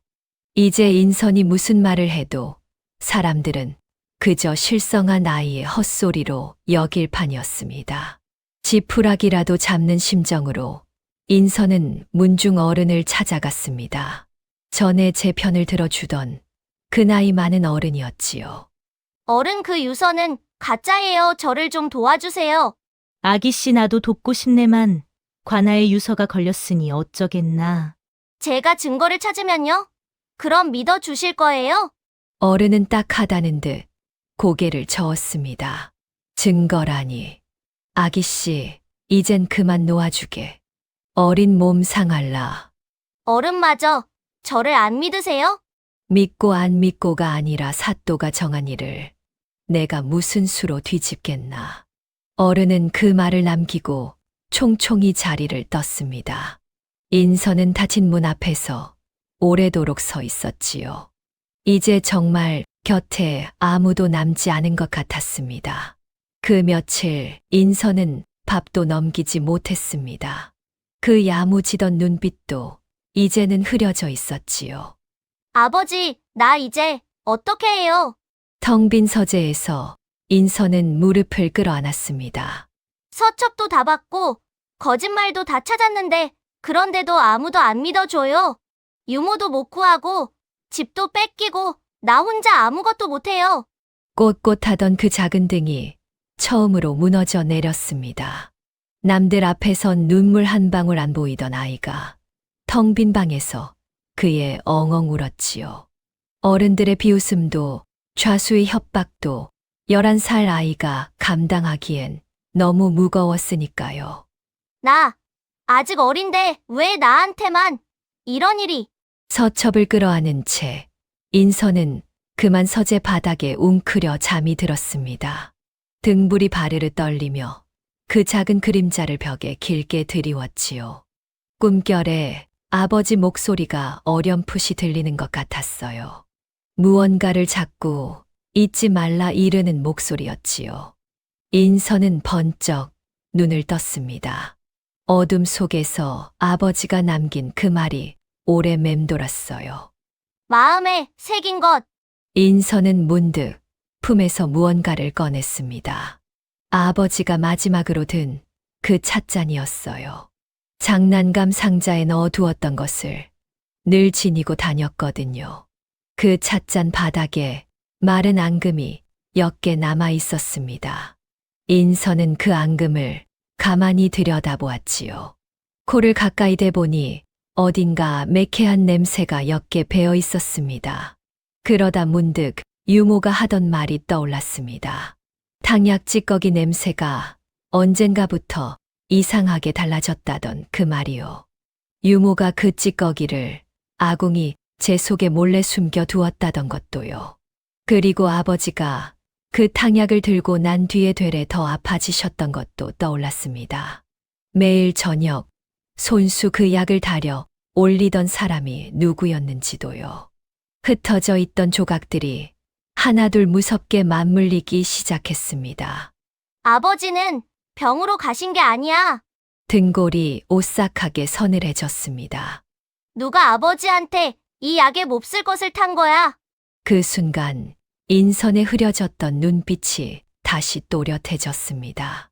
슬픔이 거친 자리에 서늘한 무언가가 차올랐지요. 울고만 있을 때가 아니었으니까요. 아버지의 원수가 바로 이 집 안에 있었으니까요. 인선은 그 찻잔을 다시 품속 깊이 갈무리했습니다. 울고만 있으면 아무것도 못 밝혀. 아버지도 유모도 못 지켜. 그 어린 얼굴에 어른도 흉내 못 낼 결기가 서렸지요. 이제 인선에게 필요한 것은 오직 하나였습니다. 저 거짓들을 한꺼번에 무너뜨릴 진짜 증거요. 인선은 그 길로 표청지기가 쓰던 방을 뒤지기 시작했습니다. 곳간 열쇠를 쥔 그가 무언가 숨겨두었을 것만 같았거든요.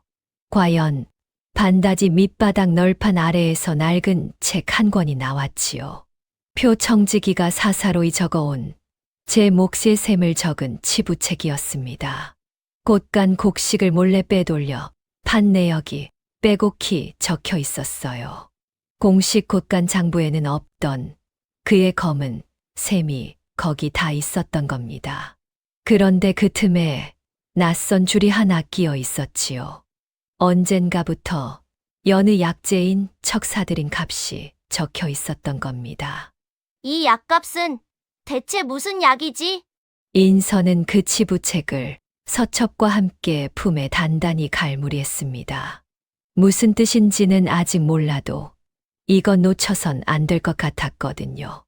인선은 다시 아버지가 외우게 한 그 시를 떠올렸습니다. 그리고 유모가 하던 말도요. 대감마님이 생전에 별당 뒷견 우물을 밤마다 서성이셨다던 그 말이요. 우물 아버지가 자꾸 보던 그 우물. 그동안 이어지지 않던 두 가지가 마침내 하나로 꿰어졌습니다. 인선은 등불을 들고 한밤중에 별당 뒷곁으로 나갔지요. 낡은 우물이 달빛 아래 고요히 입을 벌리고 있었습니다. 서늘한 밤바람이 인선의 상복 자락을 스쳤어요. 인선은 우물 난간에 등불을 바짝 대고 안을 조심조심 들여다보았습니다. 저 아래 검은 물 위로 둥근 달이 잔잔히 비쳤지요. 달을 보려거든 뜰이 아니라 우물을 보라던 그 시가 문득 떠올랐습니다. 인선은 물이 아니라 우물벽을 찬찬히 훑어보았어요. 그러자 난간에서 한 뼘쯤 아래 물기 하나 없는 마른 벽에 움푹한 홈이 보였습니다. 등불을 바짝 들이대지 않으면 결코 눈에 띄지 않을 자리였지요. 그 홈 안에 기름 먹인 헝겊 꾸러미가 얌전히 들어 있었습니다. 물이 닿지 않는 마른 자리라 오래 두어도 젖을 일이 없었지요. 인선은 난간에 배를 대고 팔을 쭉 뻗어 그 꾸러미를 집었습니다. 손끝이 겨우 닿는 거리였지만 위태로울 만큼 깊지는 않았어요. 마침내 꾸러미를 끌어낸 인선은 조심스레 헝겊을 풀었습니다. 그 안에서 두 가지가 나왔지요. 하나는 아버지의 진짜 가문 인장이었지요. 지난번 위조 문서에 찍힌 것과 달리 테두리에 흠이 또렷한 진짜 도장이었습니다. 그리고 다른 하나는 접힌 종이 한 장이었어요. 펼쳐보니 아버지의 진짜 유서였습니다. 거기엔 이 집과 모든 재산을 오직 딸 인선에게 물려준다고 적혀 있었지요. 글씨 획마다 아버지가 가르쳐 준 그 눌러 그은 표식이 선명했습니다. 인선의 눈에서 뜨거운 것이 왈칵 쏟아졌습니다. 아버지, 여기 다 숨겨두셨구나. 나만 찾을 수 있게. 곁에 둔 사람도 문중 어른도 못 믿으셨던 거야. 그래서 나한테만 이렇게 남기신 거야? 곰곰이 생각하니 그럴 만도 했습니다. 탕약을 올린 것도 집안 사람이요. 문중은 이미 좌수 쪽으로 기운 판이었으니까요. 아버지가 마음 놓고 맡길 수 있는 사람은 이 세상의 딸 하나뿐이었던 겁니다. 아버지는 알고 있었던 겁니다. 언젠가 이런 날이 오리라는 것을요. 그래서 딸에게만 시를 외우게 하고 글씨 표식을 가르치고 이것들을 우물에 감춰둔 것이지요. 문서는 빼앗기고 불태워질 수 있어도 딸의 머릿속에 새긴 시 한 수만은 아무도 빼앗지 못할 테니까요. 아버지는 딸의 총명을 끝까지 믿었던 겁니다. 글도 셈도 시도 글씨 표식도 그저 재주 자랑하라고 가르친 게 아니었지요. 언젠가 딸이 홀로 서야 할 그날을 위해 하나하나 남겨둔 것이었습니다. 그 깊은 마음이 사무쳐 인선은 한참을 우물가에 앉아 있었어요. 인선은 진짜 인장과 유서를 가슴에 꼭 끌어안았습니다. 텅 비었던 그 밤이 이제는 조금도 무섭지 않았어요. 인선은 우물가에 서서 하늘의 달을 올려다보았지요. 아버지 이거였구나. 나한테 남겨준 게 다 이거였어요. 가슴 속에서 아버지가 남긴 그 말이 조용히 울렸습니다. 허나 인선은 그 말을 입 밖에 내지 않았어요. 그 말은 사흘 뒤 관아에서 꺼낼 참이었으니까요. 그 밤 인선의 눈빛은 다시 또렷해졌습니다. 아니, 예전보다 더 단단해져 있었지요. 사흘 뒤 관아 동원, 인선은 거기서 모든 것을 끝낼 참이었습니다. 마침내 사흘 뒤가 되었습니다. 관아 동원 앞마당에 구경꾼들이 새까맣게 모여들었지요. 어린 상주와 문중 어른이 재산을 두고 다툰다는 소문에 온 고을이 몰려온 겁니다. 사또가 자리에 앉고 한 좌수가 거만하게 들어섰습니다. 그 곁에는 표청지기가 굽신거리며 따라붙었지요. 그리고 흰 상복을 입은 인선이 그 큰 마당 한가운데 홀로 섰습니다. 구경꾼들이 그 작은 아이를 보고 수군거렸습니다. 저 어린 것이 넋이 나갔다던 그 아기씨인가. 쯧쯧. 어른들 틈바구니에서 뭘 어쩌겠다고. 허나 인선은 그 수군거림 속에서도 고개를 꼿꼿이 들고 있었지요. 그 눈빛이 어찌나 또렷한지 실성했다는 소문과는 영딴판이었습니다. 사람들은 이내 그 어린 얼굴에서 눈을 떼지 못했어요. 사또가 인선을 보더니 못마땅한 듯 미간을 찌푸렸습니다. 어허, 아녀자가 그것도 어린 것이 감히 동원 마당에 나서다니 썩 물러가 있지 못할까? 좌중이 술렁였지만 인선은 조금도 물러서지 않았습니다. 그 큰 동원 앞에서도 조금도 기죽지 않은 얼굴이었지요. 사또 상주된 자가 제 아비이를 아뢰는데 남녀노소가 어디 있습니까? 아버지가 돌아가시고 그 집이 통째로 넘어가게 생겼습니다. 그걸 아를 사람이 저 말고 또 누가 있습니까? 그 또랑또랑한 말에 사또도 잠시 말문이 막혔습니다. 구경꾼들 사이에서도 낮은 감탄이 새어나왔지요. 좋다, 정 그렇다면 어디 한번 말해 보아라. 사또가 마지못해 고개를 끄덕였습니다. 사또 여기 죽은 한대감의 유서가 있소. 제 손으로 이 집을 내게 넘긴다 적었으니 판결을 내려주시오. 좌수가 유서를 내밀자 사또가 그것을 받아들었습니다. 글씨체가 한 대감의 것이 분명하렸다. 할 말이 있느냐? 사또의 말투에는 이미 인선을 얕보는 기색이 배어 있었지요. 실성한 아이라는 소문을 사또도 들었으니까요. 그때 인선이 또랑또랑 입을 열었습니다. 사또 그 유서 가짜입니다. 저것 보시오 어린 것이 또 헛소리를 하지 않소. 이번엔 다르다. 우리 집안 표식이며 도장이며 죄다 그대로 박힌 유서란 말이다. 좌수가 큰 소리를 쳤습니다. 문중에서 획과 도장으로 망신을 당한 뒤라 이번엔 그것까지 흉내 내어온 것이지요. 허나 인선은 조금도 흔들리지 않았어요. 품에서 접힌 종이 한 장을 꺼내 들었습니다. 진짜 유서는 여기 있습니다. 동헌이 순간 크게 술렁였지요. 인선은 두 유서를 사또 앞에 나란히 펼쳐 놓았어요. 과연 이번엔 눌러 그은 획을 흉내 내셨네요. 도장흠도 억지로 파오셨고요. 그래. 표식도 흠도 다 있으니 이게 진짜라는 증거 아니냐. 그런데요, 흉내만 냈지 눌러 그은 깊이가 달라요. 인선이 두 글씨에 같은 획을 나란히 짚었습니다. 우리 아버지는 획 끝을 한 번 더 눌러 그으셨어요. 그런데 이 유서는 획 가운데를 눌렀어요. 눌러본 적 없는 사람이 겉모양만 흉내 낸 거예요. 도장도요, 진짜 흠은 오래 써서 이 모서리가 다른 자리예요. 그런데 이 가짜는 흠을 딴 데다 억지로 팠어요. 이 나간 자리가 아예 어긋나잖아요. 인선이 진짜 인장을 종이에 꾹 찍어 보였습니다. 달아서 이 나간 자리가 좌수 유서의 억지 흠과는 영딴 자리였지요. 획을 누른 깊이, 흠이 난 자리, 이건 흉내로는 못 맞춰요. 오래 쓴 사람만 아는 거니까요. 사또가 두 유서와 두 도장을 몇 번이고 번갈아 살폈습니다. 과연 인선의 말 그대로였지요. 동원 마당이 크게 웅성거렸어요. 어른이 작정하고 흉내낸 위조마저 11살 아이가 더 깊이 파고들어 짚어냈으니까요. 사람들은 그 어린 얼굴을 홀린 듯 바라보았습니다. 좌수의 얼굴이 마침내 잿빛으로 굳었지요. 준비해 온 위조마저 뚫렸으니 이제 더 내밀 것이 없었으니까요. 허나 좌수는 끝까지 발버둥을 쳤습니다. 사또, 저깟 어린애의 말을 어찌 믿으신단 말이오. 저 아이는 실성한 것이오.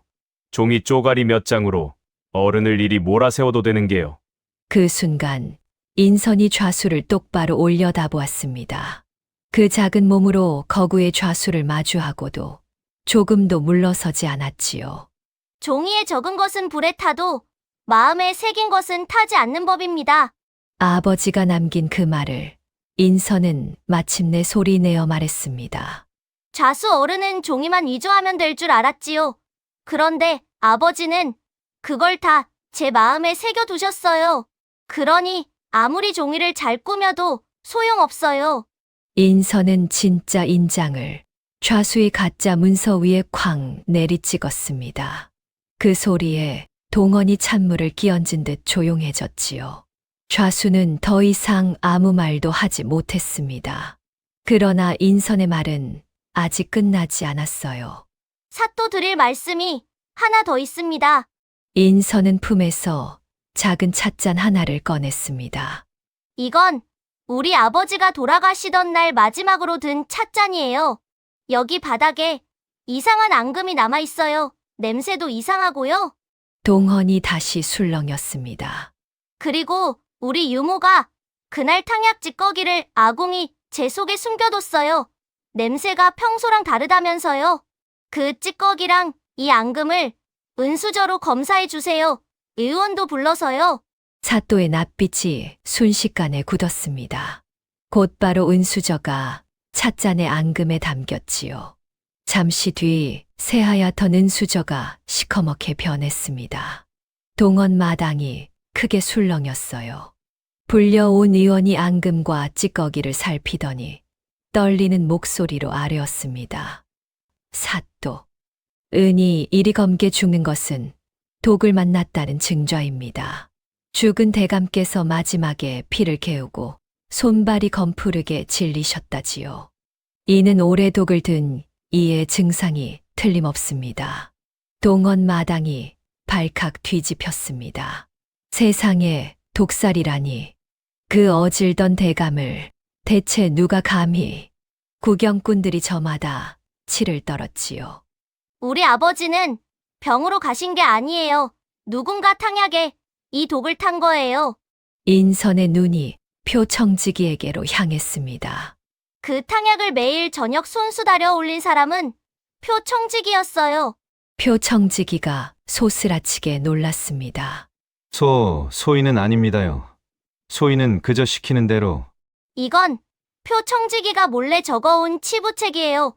곡간 곡식을 빼돌려 판 내역이 여기 빼곡히 적혀 있어요. 공식 곡간 장부엔 없는 걸 제 목만 따로 감춰 적어둔 거예요. 그런데 그 틈에 이상한 약값이 하나 껴있어요. 여느 약재인 척 사들였지만 이 집엔 그런 약을 쓴 사람이 없어요. 이 약값이 바로 아버지 탕약에 든 독이에요. 이 치부책도 그 독약값도 전부 표청직이 손으로 적은 거고요. 표청지기는 얼굴이 새하얘져 뒷걸음질을 쳤습니다. 빠져나갈 구멍이 어디에도 없었으니까요. 독이 든 찻잔, 유모가 숨긴 찌꺼기, 청지기의 치부책. 그 증거들이 하나하나 그의 퇴로를 틀어막고 있었지요. 사또가 상을 내리치며 호통을 쳤습니다. 여봐라. 저 청지기를 당장 꿀려라. 독을 쓴 것이 저자 혼자였겠느냐? 이 모든 일을 꾸민 자가 누구냐? 표청지기의 눈이 저도 모르게 좌수를 향했습니다. 그가 무슨 말을 하기도 전에 사또의 눈은 이미 좌수에게 가 있었지요. 그 치부책의 검은 샘으로 불린 재물이 죄다 좌수에게로 흘러갔다는 것도, 이 집을 삼켜 이득을 볼 자가 좌수뿐이라는 것도 증거가 이미 다 가리키고 있었으니까요. 좌수는 그제야 부들부들 떨었지만 끝내 제 입으로 잘못을 빌지는 않았습니다. 그저 살기를 찾아 눈알만 이리저리 굴릴 뿐이었지요. 허나 아무리 둘러봐도 도망칠 구멍은 남아있지 않았습니다. 인선이 그 모든 것을 하나로 꿰어 말했습니다. 빅문서도 곡간 장부도 가짜 유서도 다 이 집을 뺏으려는 거짓이었어요. 그리고 그 거짓을 감추려고 우리 아버지 목숨까지 해친 거예요. 사또 이 모든 게 저 두 사람이 함께 꾸민 일입니다. 그 또랑또랑한 목소리가 동원 마당에 쩌렁쩌렁 울렸습니다. 어느새 구경꾼들은 그 어린 아기씨의 편이 되어 있었지요. 맞소, 저 아기씨 말이 다 옳소. 저런 자들은 어미 벌하시오. 사방에서 그런 외침이 터져 나왔습니다. 실성한 아이라던 소문은 어느새 온데간데 없었지요. 사또가 마침내 판결을 내렸습니다. 한 좌수와 청직의 표가는 들으라. 문서를 위조하고 충직한 종을 도둑으로 몰았으니 그 죄를 곤장으로 다스리겠다. 허나 사람 목숨을 해친 죄는 한낱 곤장으로 끝낼 것이 아니다. 두 죄인을 당장 감형으로 압송하여 살인의 죄를 뼛속까지 엄히 다스리게 하라. 포졸들이 달려들어 두 사람을 마당에 엎어 놓았습니다. 곤장이 매섭게 내리쳐지자 구경꾼들이 통쾌하다는 듯 손뼉을 쳤지요. 매를 다 맞은 두 사람은 그 길로 오랏줄에 꽁꽁 묶여 감형으로 끌려갔습니다. 살인의 죄를 무겁게 치르러 가는 돌아올 수 없는 길이었지요. 누구 하나 그들을 동정하는 이가 없었습니다. 제 욕심에 눈이 멀어 사람 목숨까지 해친 끝이 그러했으니까요. 그리고 억울하게 갇혔던 유모 점례도 그날로 풀려났습니다. 아기씨, 아이고, 우리 아기씨. 유모, 두 사람은 동원 마당에서 부둥켜 안고 한참을 울었지요. 아기씨 이 늙은 것 때문에 얼마나 마음고생을 하셨어요. 유모가 무사해서 나 이제 하나도 안 무서워. 지켜보던 사람들도 그 모습에 코끝이 시큰해졌습니다. 사또는 인선에게 아버지의 가산을 남김없이 돌려주라 명했습니다. 어린 아기씨가 마침내 아버지의 집을 온전히 지켜낸 겁니다. 등을 돌렸던 문중 어른들이 부끄러운 낯으로 다가와 고개를 숙였습니다. 아기씨, 우리가 어리석어 아기씨를 못 믿었소. 부디 용서하시게. 아니에요. 이제라도 진실이 밝혀졌으니 됐어요. 인선은 그 어른들을 조금도 나무라지 않았습니다. 아버지라면 꼭 그리하셨을 테니까요. 그 의젓함에 어른들은 더욱 고개를 들지 못했지요. 세월이 흘러도 그 집 소슬대문은 예전처럼 높다랬습니다. 허나 이제 그 문 안에는 어리고 힘없던 딸이 아니라 집안을 지켜 낸 어엿한 주인이 있었지요. 인선은 아버지가 그랬듯 흉년이면 곳간을 열어 굵는 일을 먹였습니다. 억울한 이가 찾아오면 그 작은 손으로 문서를 짚어 진실을 가려주었어요. 사람들은 그런 인선을 두고 죽은 한 대감이 되살아온 것 같다고 했지요. 어느 날 인선은 아버지 영전에 진짜 유서를 올렸습니다. 아버지 아버지가 남겨준 거 하나도 안 잃고 다 지켰어요. 이제 아버지 안 계셔도 저 혼자 설 수 있어요. 향 연기가 하늘로 조용히 피어올랐습니다. 꼭 아버지가 그 곁에서 흐뭇하게 웃는 것만 같았지요. 인선은 오래도록 그 자리에 앉아 있었습니다. 그러고는 천천히 일어나 마당으로 나섰어요. 높다란 소슬대문 위로 맑은 햇살이 쏟아지고 있었습니다. 이제 그 문 안에는 아버지가 남긴 집을 온전히 지켜 낸 어엿한 주인이 서 있었지요. 그 작은 어깨가 여느 어른보다도 듬직해 보였습니다. 이 이야기는 예로부터 전해오는 옛 이야기를 바탕으로 꾸민 창작입니다. 다음 영상을 빠르게 만나보시려면 좋아요와 구독을 눌러주세요. 지금 화면에 나오는 더 재미있는 영상들도 함께 해주세요. 그럼 모두 행복한 하루 보내세요. 감사합니다.